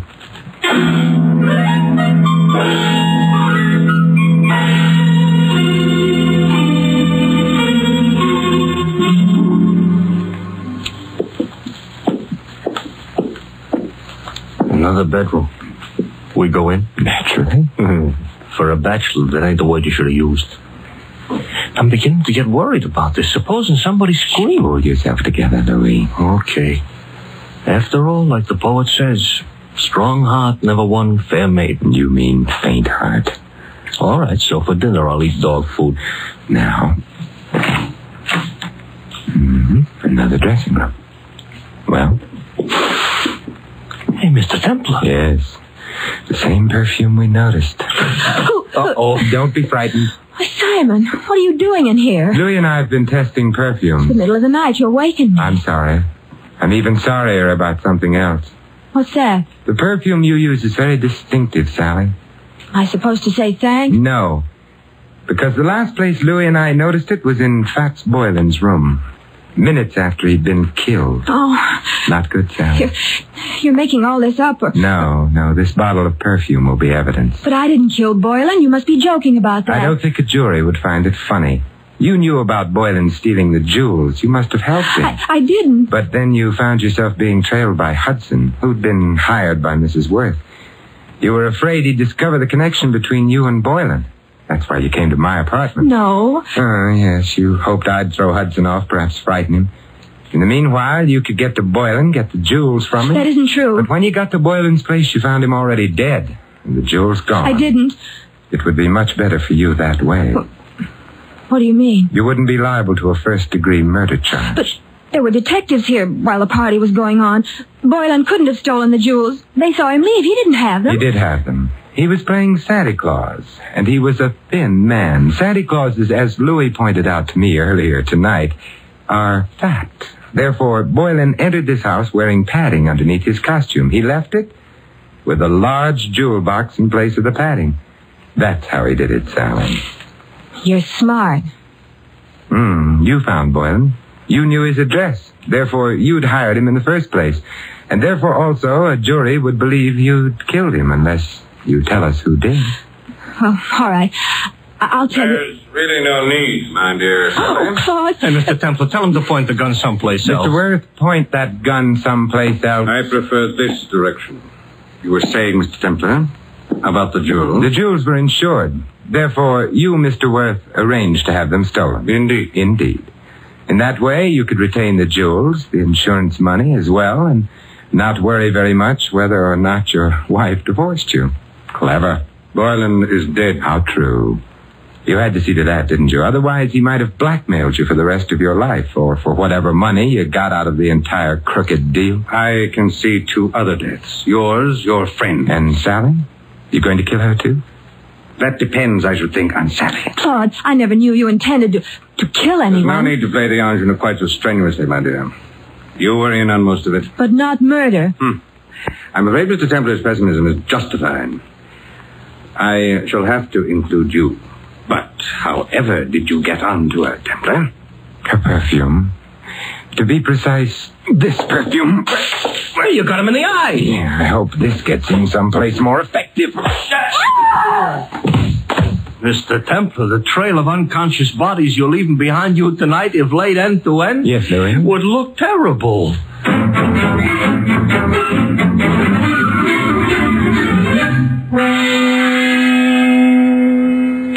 Simon. Yes, Carla? You've been very sweet. Even without your whiskers, you've been sort of a Santa Claus to me. May I? Oh, with pleasure. Well, I never knew Santa Claus could kiss like that. Santa Claus is no saint. Yes? Oh, hello, Louis. Mr. Templar, you better put on your whiskers.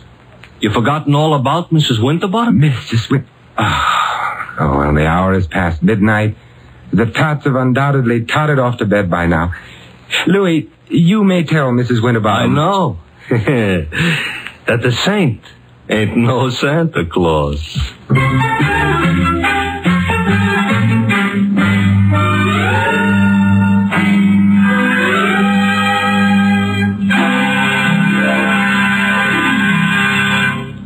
You have been listening to another transcribed adventure of The Saint, the Robin Hood of modern crime. Now, here is our star, Vincent Price. Ladies and gentlemen, all of us who live in the United States are aware of the spiritual values of American life, our factories and machines and luxuries. But there is another side to American life, a side made up of spiritual values. Our country was founded upon faith in God. In the Declaration of Independence, it states that men were endowed by their Creator with certain inalienable rights. Thus, religious faith is part of the very foundation of American democracy, and one of our most precious national heritages is freedom of worship. By exercising this freedom, you and your families can enjoy the spiritual pleasures that come with church or synagogue attendance. Moreover, your religious leaders stand ready to give you their help, whether you need personal or family guidance. And if you suffer the loneliness natural to a newcomer to this country, the churches of your faith will welcome you. We all know that without spiritual values, the other advantages of American life have little meaning. Without faith, the family and the community become unstable. Without faith, the individual denies himself the peace and guidance of religion. The doors of your churches and synagogues are open to you. The freedom to worship as you please is yours. And so America's religious organizations invite you to find yourself through faith and to come to church this week. And may I wish you all a wonderful Christmas, and for the world, peace in all the years to come. This is Vincent Price inviting you to join us again next week at this same time for another exciting adventure of the Saint. Good night.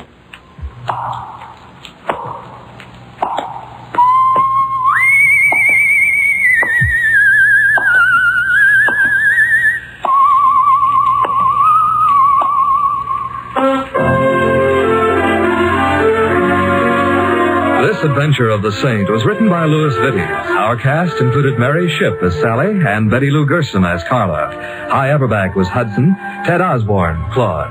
The butler, Stanley Farrar. Louis is played by Larry Dotkin. The Saint, based on characters created by Leslie Charteris, is a James L. Safier production and is directed by Helen Mack. Vincent Price is soon to be seen co-starring in RKO's production of His Kind of Woman. All you Saint fans will be glad to know that the Saint comic books are on sale at all newsstands. Your announcer, Don Stanley. 3 chimes mean good times on NBC. For your Christmas Eve listening pleasure, there's another broadcast of NBC's Sunday hour-and-a-half extravaganza, The Big Show. There's a whole Christmas stocking full of stars, including Tallulah, Jimmy Durante, Ed Wynn, Charles Boyer, Robert Merrill, and many more. Tonight also means your weekly visit with the Harris family on the Phil Harris-Alice Faye Show. Be sure to hear this special Christmas program later today on NBC. Happy holiday, happy listening, happy holiday, happy listening. NBC wishes you a season of good cheer. A merry, merry Christmas and a happier New Year.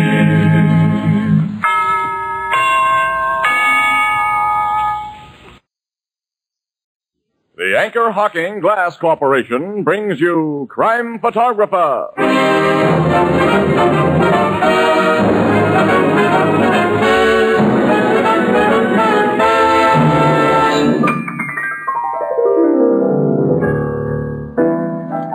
Hey, Ethelbert. Oh, hello, Casey. What's Tony Marvin worrying about over there? Why, he's writing a holiday poem, and he's stuck for something to rhyme with Christmas stocking. But, Ethelbert, are you kidding? Certainly not. Oh, you mean Anchor Hocking. Oh, gee, fellas, that's wonderful. Anchor Hocking, a great name in glass.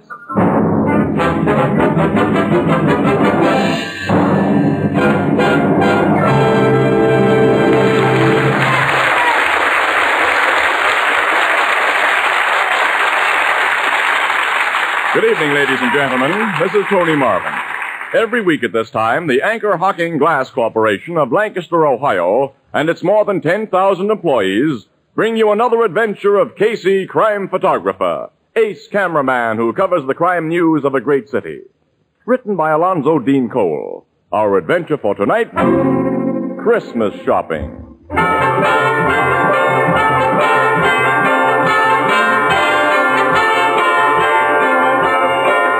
Afternoon, a crowded aisle in one of our city's largest department stores. Making slow headway through the jostling shoppers are Casey, I've never seen the store so crowded. We say that every year during the week before Christmas, Annie. Where are you taking me now, huh? Well, you haven't anything for your Aunt Harriet yet, Oh, so I that's thought right. we'd look at umbrellas. They're on this side of the store somewhere. Yeah. Annie, look, you can pick up a much nicer umbrella for Aunt Harriet than I can. I trust your judgment, absolutely, Annie. So Suppose I shop for all the uninteresting items while you go up to the toy department and watch the electric trains again. Well, you know I've still got to pick up a few more things for my sister's kids, Annie. And hey, Annie, wait a minute. Hang on to your pocketbook. Keep an eye on that little guy in the black overcoat just ahead of us. Who? That's Fingers Fogarty, one of the best-known dips in the city. Pickpocket? Yep. Shove through this mob a little faster, Annie. Now keep him in sight. I think he's closing in on a prospect. You mean he's made up his mind about whose pocket he's going to pick? Sure, smart dips like Fingers don't dive into just anybody's pocket. They hang around bars and wait for some guy to flash a roll, and they tail him. If he gets into a crowd like this... Look, Fogarty's doing his stuff now, Henny. No. Yeah. That big fat guy he just bumped into. Fingers took a wallet from his inside pocket. Well, I didn't see him. Neither did the fat guy. Fingers is a smooth worker. Come on. You'll feel very badly when we stop his special brand of Christmas shopping, but pocket picking is considered antisocial. I've got to get Mr. Fogarty. Well, he squeezed through the crowd. I can't see him anymore. Neither can I. Look, Casey, yell out for somebody to stop him. Oh, well, I yell, stop thief. Well, you can't let him get away. He won't get away.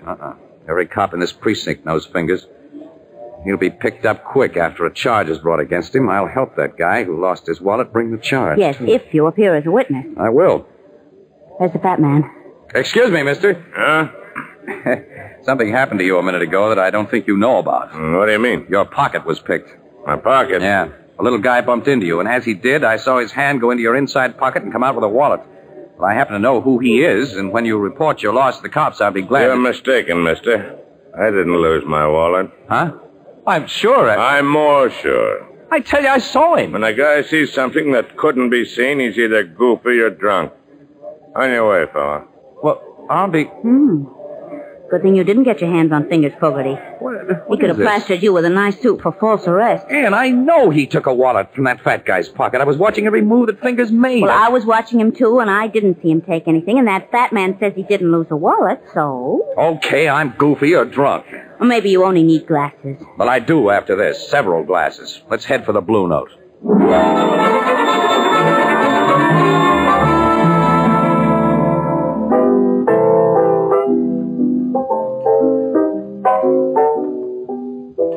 You and Casey get your Christmas shopping done this afternoon, Miss Williams? Well, I accomplished quite a lot, Ethelbert, but not Casey. He got sore, and after that, nothing would please him. What'd you get sore about, pal? Nothing. Oh, he had a little eye trouble. Oh, gee, that's too bad. Did you see spots floating in front of you, Casey? My eyes are okay. Now fill that glass up again, Ethelbert. Don't ask so many silly questions. Mine too, Ethelbert. Right away, Miss Williams. Oh, now, Casey, don't you think it's about time you snapped out of your grouch? Well... It's pretty silly to get yourself all burned up just because you made a mistake. I didn't make a mistake, Annie. Fingers Fogarty took a wallet from that fat guy's pocket. What burns me up is I didn't find out why the fat guy denied it. Well, how could you have found out? Oh, I don't know. But I'm supposed to be a newspaper guy, Annie. Well, we may have missed a story with pictures. Here's your refreshment, folks. Oh, thanks, Ethelbert. Say, have you stopped into your office since you finished shopping? Hey, bartender, who's the boss here? Well, what do you want? You want to buy a nice Christmas tree? You got some nice ones? A wagon full of them, fresh from Nova Scotia. Let's see one. Well, I'll be right back. Say, Casey, have you two stopped in at your office since you finished your shopping? Certainly not. This is our day off. Then you ain't heard the big news yet. What? Big news? One of your police reporters, Jake Birkin, was in a few minutes ago and tipped me off about it. Gee, was all excited. What happened, Ethelbert? About half an hour ago, the cops arrested the kidnapper and murderer of Gregory Walters. They did? Where? Well, where'd they get him? Well, like you know, before the Walters family paid over that $50,000 ransom to the kidnapper, the FBI made a list of the serial numbers on the bills, which they circulated all over the country. Of course, we know all that, Ethelbert. How's this tree, mister? Nice and bushy, huh? Let's see one a little taller. A little taller, okay. Ethelbert, will you tell us about that kidnapper? Oh, I'm getting to it. Come on. Well, a guy walks into a tavern over on 36th Street tonight, orders a drink, and hands a barkeep a $20 bill with one of them hot numbers on it. The barkeep checks the number, calls a cop, and when the cop searched the guy, he found about $500 more of the ransom dough in his pocket. Well, Ethel, but who is the guy who had the ransom dough? The cops identified him? Well, they knew him as soon as they laid eyes on him. But Ethelbert, who is he? Please. Hey. Is this tray big enough, mister? Let's see. Well, let's see one a little thicker around the bottom. Thicker around the bottom. Ethelbert, will you please Casey tell and us? I know him. He's always been a small-time crook, and I was surprised to learn he was mixed up with anything so big as kidnapping and murder. Oh, say, will you tell us? I am telling you. It's that little runt, Fingers Fogarty. Fingers Fogarty? Yeah, the dip. He had Walter's ransom dough on him? About $500, just like I said. Naturally, Fingers denies having anything to do with the kidnapping. He said he lifted the dough out of the pocket of a guy who was Christmas shopping in S.J. Franken's department store. Franken's? Around 4 o'clock this afternoon. Casey Franken. And that fat guy denied he'd been robbed. Do you think he was the Oh, I one? can't see Fingers as a kidnapper. He's always been just a slimy little sink thief. Hey, what's this about a fat guy, Casey? Annie, come on. We're going to tell Logan what happened in Franken's. Well, what did happen, Well, never mind. Casey? You'll hear it later, Ethelbert. So long. So long. Hey, is this one big enough for you, mister? I tell them two a whole complete news story in 2 short words, then they run off and leave me out on a limb. What limb? Too big? Oh, you. Oh, no, we've got to have a really big tree.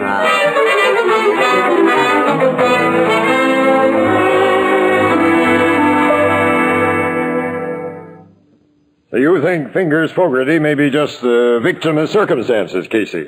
Circumstances peculiar to his profession. Miss Williams and I have told you what happened, Logan. You can add it up. Captain, have you got anything on Fogarty outside of the $500 found in his pocket? And I did, Miss Williams. The joint he lives in is being searched, but we don't think he was chump enough to hide the rest of his ransom money there. Well, if he lifted the 5 C's from that fat guy, he has no rest of the dough to hide. Now, look, Casey. Fingers Fogarty knows you pretty well, doesn't he? Yeah, sure, he knows me, certainly. Now, hasn't it occurred to you that he may have put on an act for your benefit? I don't get you. Now, let's assume that Fingers is the real kidnapper. It's been over a year since the ransom money was paid. Fingers has been careful. He hasn't tried to pass any of the $50,000 because he knows it's red hot. But now he figures the heat has died down, so he sends up a trial balloon. How do you mean trial balloon? Well, he's got a record as a dip, Miss Williams. He figures if he gets caught passing that dough, we'll believe that he lifted the money from a guy's pocket. And to cinch it, he acts like he's lifting it from a guy's pocket while Casey is watching him. He picked you for his star witness, pal. Logan, hasn't it occurred to you that the fat guy might have been sending up that trial balloon? Huh? What do you mean? Assume the fat guy is the real kidnapper. And he wants to know how safe it is to pass those ransom bills. He knows that Fingers is a pickpocket. Well, he goes to one of the little runt's hangouts and flashes a roll in front of him. And then he leaves the joint, saunters into a crowded store where it'll be easy for Fingers to work, and Fingers does exactly what's expected of him. That's a reasonable theory, Captain. Why, sure. If Fingers gets caught passing that dough, the kidnapper learns about it from the papers and continues to let the money cool off. Also, Fingers has a long record. You cops won't believe anything he tells you. You'll tag him as the Walters kidnapper, which will leave the real one sitting pretty. The only thing the real kidnapper didn't figure was that someone might see Fingers take his wallet. Well, maybe you got something there, Casey. You and Miss Williams have never seen that fat guy before? No, but we'll know him if we see him again, though. Definitely. Your description might fit 1,000 guys in this town.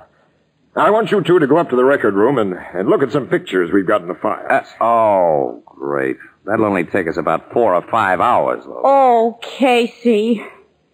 And this was to have been our night off.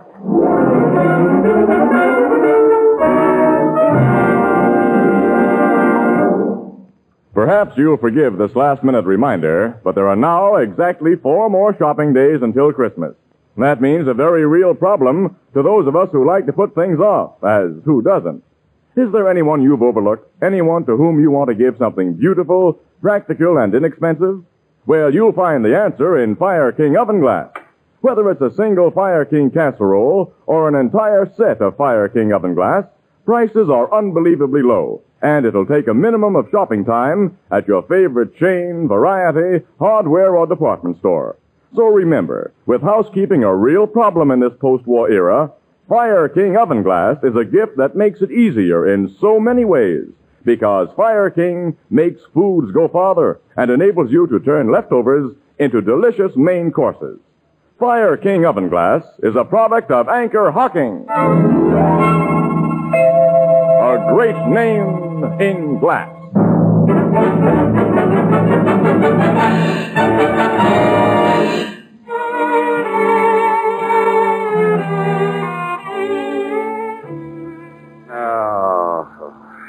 I don't recognize any picture here, Logan. Oh, me either. Oh, golly. Captain, why don't you have some good-looking crooks in your files? I'm going to have nightmares looking at pictures of so many ugly men. You should see the women. Logan, you know, there's one picture here that bothers me. It resembles the guy a lot, but well, look at the description that goes with it. Nick Pensa, Woolstock Prison, discharged 1944, armed robbery. Age 30, height 5 feet. Well, you said your fat guy was a 6-footer and at least 45 years old. Yeah. He weighed a good 250 plus, too. This Nick Pence's weight is given as only 135. Well, they can't be the same man, then. No, not a chance. Funny, though, there is a resemblance. We need more than that. Let's all go home and get some sleep. Me for that. Me too. I'm so tired I can't think. I'm falling over. I'll murder anybody who wakes me up before noon tomorrow.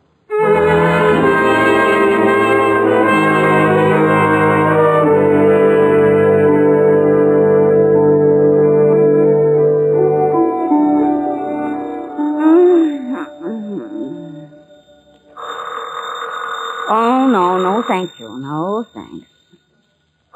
Oh. Hello. Morning, Annie. Who's this? Wake up, kid. It's Casey.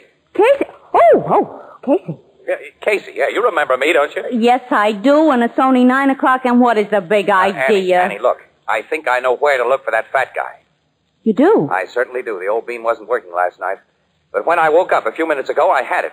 The strong resemblance between that young half-pint crook, Nick Pensa, and our big, fat, 45-year-old guy can't be just coincidental, Annie. They must be relatives, maybe brothers. Go on. Well, I've looked in the phone book and found only one Pensa listed, John Pensa, contractor, who lives and does business out on Dudley Road.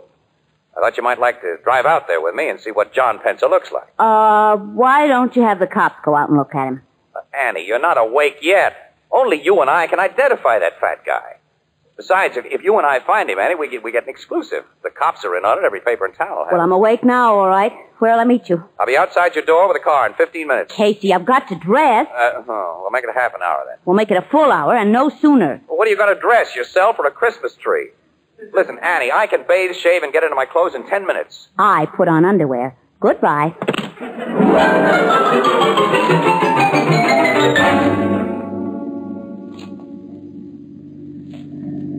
We're getting close to that address, Annie. Yeah. This isn't a very attractive neighborhood. Oh. John Pensa, contractor, can't be much of a concern. And John Pensa, contractor, may be no relation whatever to the Nick Pensa in the police files. The name's very unusual, Anne. I have a hunch. Uh-oh. There's the place. Yeah. I'll stop here so we can look the joint over. Well, there's a concrete garage attached to the house with a good-sized truck inside and room for another. Concrete mixer in the workyard. Oh, Casey, established businessmen don't go in for kidnapping. I think we're on a wild goose chase. Annie, that guy coming out of the garage. What about him? He's just a skinny little... Annie, you need glasses and a more photographic memory. He's the man of that police picture. Of course, Nick Pensa. Now I know my hunch was right. He's looking over here. Well, he's never seen us before, but I'll get rolling anyway. Now, how can we find out if he has a fat brother? Well, drop into one of these neighborhood stores and make a few inquiries. Then what? Well, how can I tell until I find out what I hope to find out? Annie, you're the darndest girl for asking questions. You really are. Now, let's stop there. I will stop here. We'll go into this little drugstore right here. The druggist usually knows everybody in the neighborhood. Come on. Okay, but I think it would be simpler and more sensible to make inquiries at the precinct police station. I don't want the cops in on this until we know where we stand. Here, let me do the talking. It's your party, wise guy. You handle everything. What can I do for you young people? Hello, Pop. We're going to have, what kind of ice cream soda do you want, Annie? If I must have an ice cream soda, Chocolate. Chocolate. Same for me. 2 chocolate sodas. That's right. Oh, by the way, I'm looking for a party in this neighborhood by the name of Pensa. I imagine you know the family well. Pensa? Yeah. Never heard the name before. You never heard of it? Change my order to raspberry. Yes, miss. 1 raspberry. I'm just a stranger here. Come down from upstate to handle this place while my son's away hunting. Maybe my granddaughter can tell you what you want to know. Say, Katie. Yes, Grandpa? Come here. Fella's looking for a party by the name of Penner. Penner? No, not Penner. Pensa. Oh, I know the Pensas. All of them. You do? That's swell. Eh? Mr. Pencil lives down the street. Uh-huh. Over his office. He's a contractor. What's he look like? Is he, Is Mr. Pensa short and skinny, and his first name's Nick. well, Nick Pensa's not the contract. Yes, he is. Ever since he got out of prison a couple of years ago. You say somebody's gone to prison, Katie? No, Grandpop. They've come out. That serves him right, then. The man's reformed now. Oh, that's bad, very bad. Grandpop's a little deaf. Yeah, I can see that. Sister, I understand that my friend, Nick, has a brother or a cousin. No. Maybe an uncle? No. Here's the sodas. Who gets the raspberry? He does. Here you are, mister. Thanks. And Mr. Casey, you have earned it. Sister, you mean Mr. Nick Pensa has no relatives at all? He's got a sister and a nephew. Oh, that's a great help. How old's the nephew? About 10? No, ma'am. It's the funniest thing. Mr. Gus Pensa is a lot older than his uncle. Huh? Mr. Gus is Mr. Nick's partner, I think. And he comes in here all the time. What does Mr. Gus Pensa look like? Well, he's tall and fat, and in the face he looks like Mr. Nick. Annie, give me that chocolate. You take the raspberry. Here's Mr. Gus now. Oh, Casey. He's our fat guy. Mr. Gus, these people were just asking about you. They're friends of Mr. Nick. Oh, that's bad. Is that so? He recognizes us, Casey. Yeah. Wasn't it lucky I dropped in here when I did to find friends of Nick's? Grandpop, go back to your back room and put me up 2 bits worth of turpentine. 2 bits worth of turpentine? Go along and help him, Sissy. He can never find anything. I'll show him, Mr. Gus. So you two were asking about me. You've been told that we were. I noticed a car outside with a press sign on it. Yours? Yeah. And you were looking for me because of what you happened to see in Franken's yesterday. If I said no, you wouldn't believe me. Right. This hand in my pocket has a gun in it, mister. So do exactly as I tell you. Okay. Remember, and don't pull anything. Here's a bottle of terps. Thanks, Grandpop. Here's your 2 bits. Come on with me, folks. You said you wanted to pay Nick a visit. Casey. We got no choice, Annie. Right. So long, Grandpop. Hey, ain't you folks going to finish your sodas? No, we lost our appetite. You didn't take even a sip of your raspberry, mister. That's what you think, sister. Get into your car. Both in the front seat. You drive, fella. I'll sit in back with this gat. Well, I drive, too. Just down the street to Nick's place. Mine. He and I are partners in everything. And he'll be tickled to see old friends.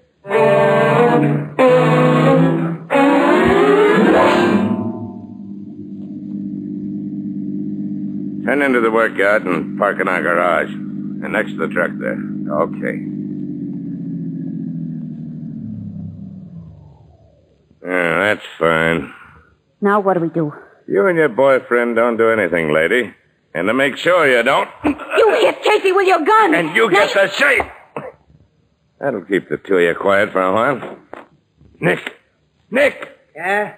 What do you want, Gus? Come into the garage, quick. Okay. Whose car you got in there? You'll see. Come inside and help me close these doors. Okay. Hey. What's the idea? Take a look inside this car. Who's the guy and the dame? They're the two I told you about last night. Saw that dip take the hot dough from my pocket. They got wise to the layout and located us. They police? No. These two are newspaper mugs. I figure they were making this play on their own, so we got to take care of them. We can't bump them off here. We can. We do it nice, clean, and quiet. Get those big spools of adhesive tape from the house. What are you going to do? You'll see. Get that tape.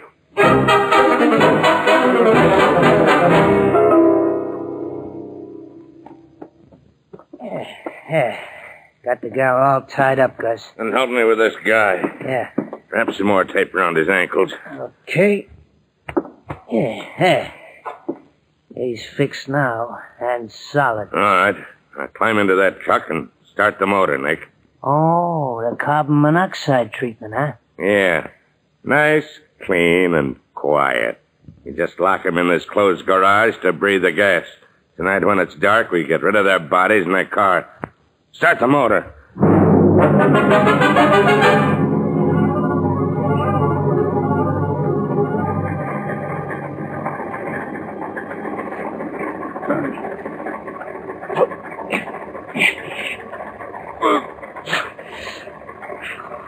Ann, I worked the tape off my mouth against that fender.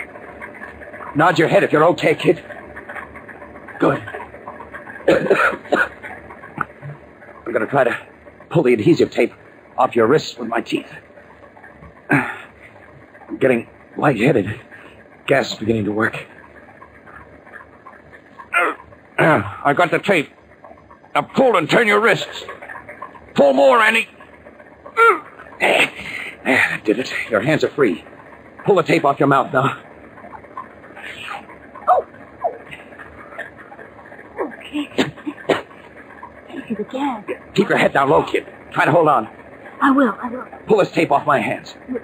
You better let me free my ankles first so I can get to that truck and shut off the motor. No. Free my hands. Those two guys may be just outside where they can hear. Yeah, but if it keeps on running, we'll... If it doesn't keep on running, we'll have no second chance like this. Free my hands. All right. I've got the end loose. Pull now. There, does it. Now, unwind your ankles while I get this stuff off of mine. What good will it do us? We can't get out of here. We'll get out. Don't breathe, Susie. This Get out. garage is solid concrete. And I heard them lock those heavy doors when they went out. So... There, I've got my ankles free. Now, hang on, kid. I'm picking you up. What are you going to do? I'm putting you in this truck. Truck? Why? It's taking us out of here. Keep your head down. Okay. I'm driving through those doors. Okay, we're through. Pure air. Wait a minute, look. Also, those two Pensa guys, they heard us. Listen, they have guns, too. Step on my gas, Casey. Drive past them. Let's get away. I can't. You can. What's the matter? Stall the motor. Duck, they're shooting. Oh, why are they running away? They're getting into that car. They're going to try to get away. If I can only get this motor started again. That did it. Now, come on. Casey, don't drive toward their car. They'll I'm start driving shooting. into their car.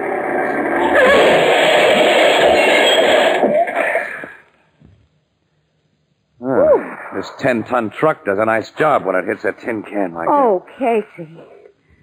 My nerves will never be the same again. I'll never recognize mine either. Come on, let's call City Desk. Get the cops out here so we can get to the Blue Note. I need another pair of glasses. The kind you fill.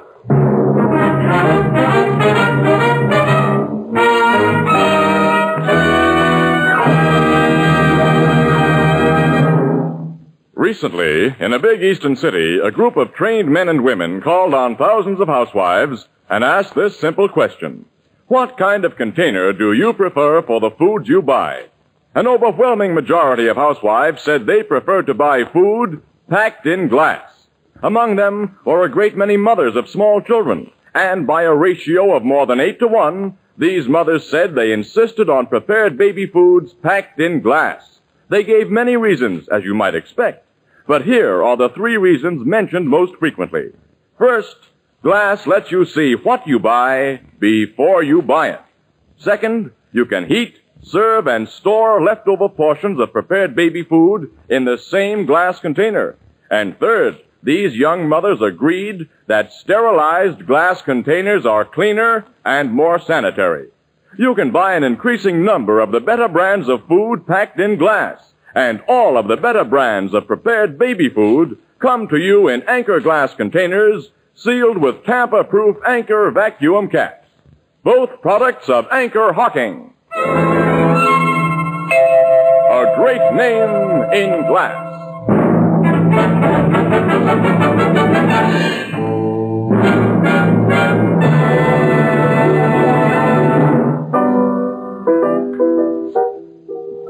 You didn't kill them two kidnappers when you threw that truck at them, Casey? No, Ethelbert, no. The cops pulled him out of the wreckage in fairly good shape, considering. They'll be able to walk to the chair. How about the ransom money? Did the cops find it? Yeah. Gus, the fat guy, confessed the Walters kidnapping and told where he and Nick had hidden the dough. Gee, and all because you and Miss Williams did some Christmas shopping. Say, what happened to the little dip, Fingers Fogarty? Well, in trying to clear himself of the kidnap and murder charge, Ethelbert, Fingers made so many admissions about his own specialty that the cops can keep him in jail until 1999. Gee, 1999, huh? Good heavens, Casey, what's that coming in the door? Huh? What on earth? Hey, what do you say, mister? That's the biggest tree I got on the wagon, okay? Yeah, uh-huh. Yeah, now that's what I call a real Christmas tree. Ethelbert, what are you going to do with such a big tree? Well, you couldn't get a little tree in that big room.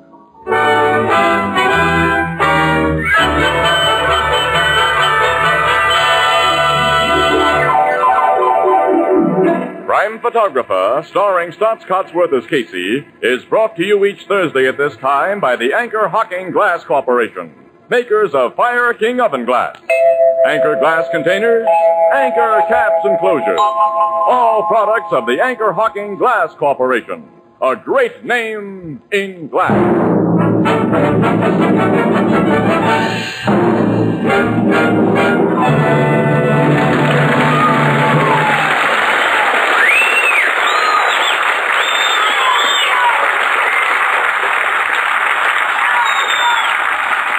Crime Photographer, directed by John Dietz, is written by Alonzo Dean Cole and is based on the fictional character of Casey, created by George Harmon Cox.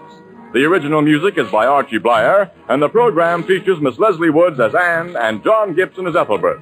Herman Chittison is the Blue Note pianist. Thursday night on CBS is the biggest show in town, so stay tuned for exciting dramatizations on Reader's Digest Radio Edition, which follows immediately over most of these stations. Now, for our sponsor, the Anchor Hocking Glass Corporation, and all of us on the show, this is Tony Marvin wishing every one of you a joyful and happy holiday at this Christmas time.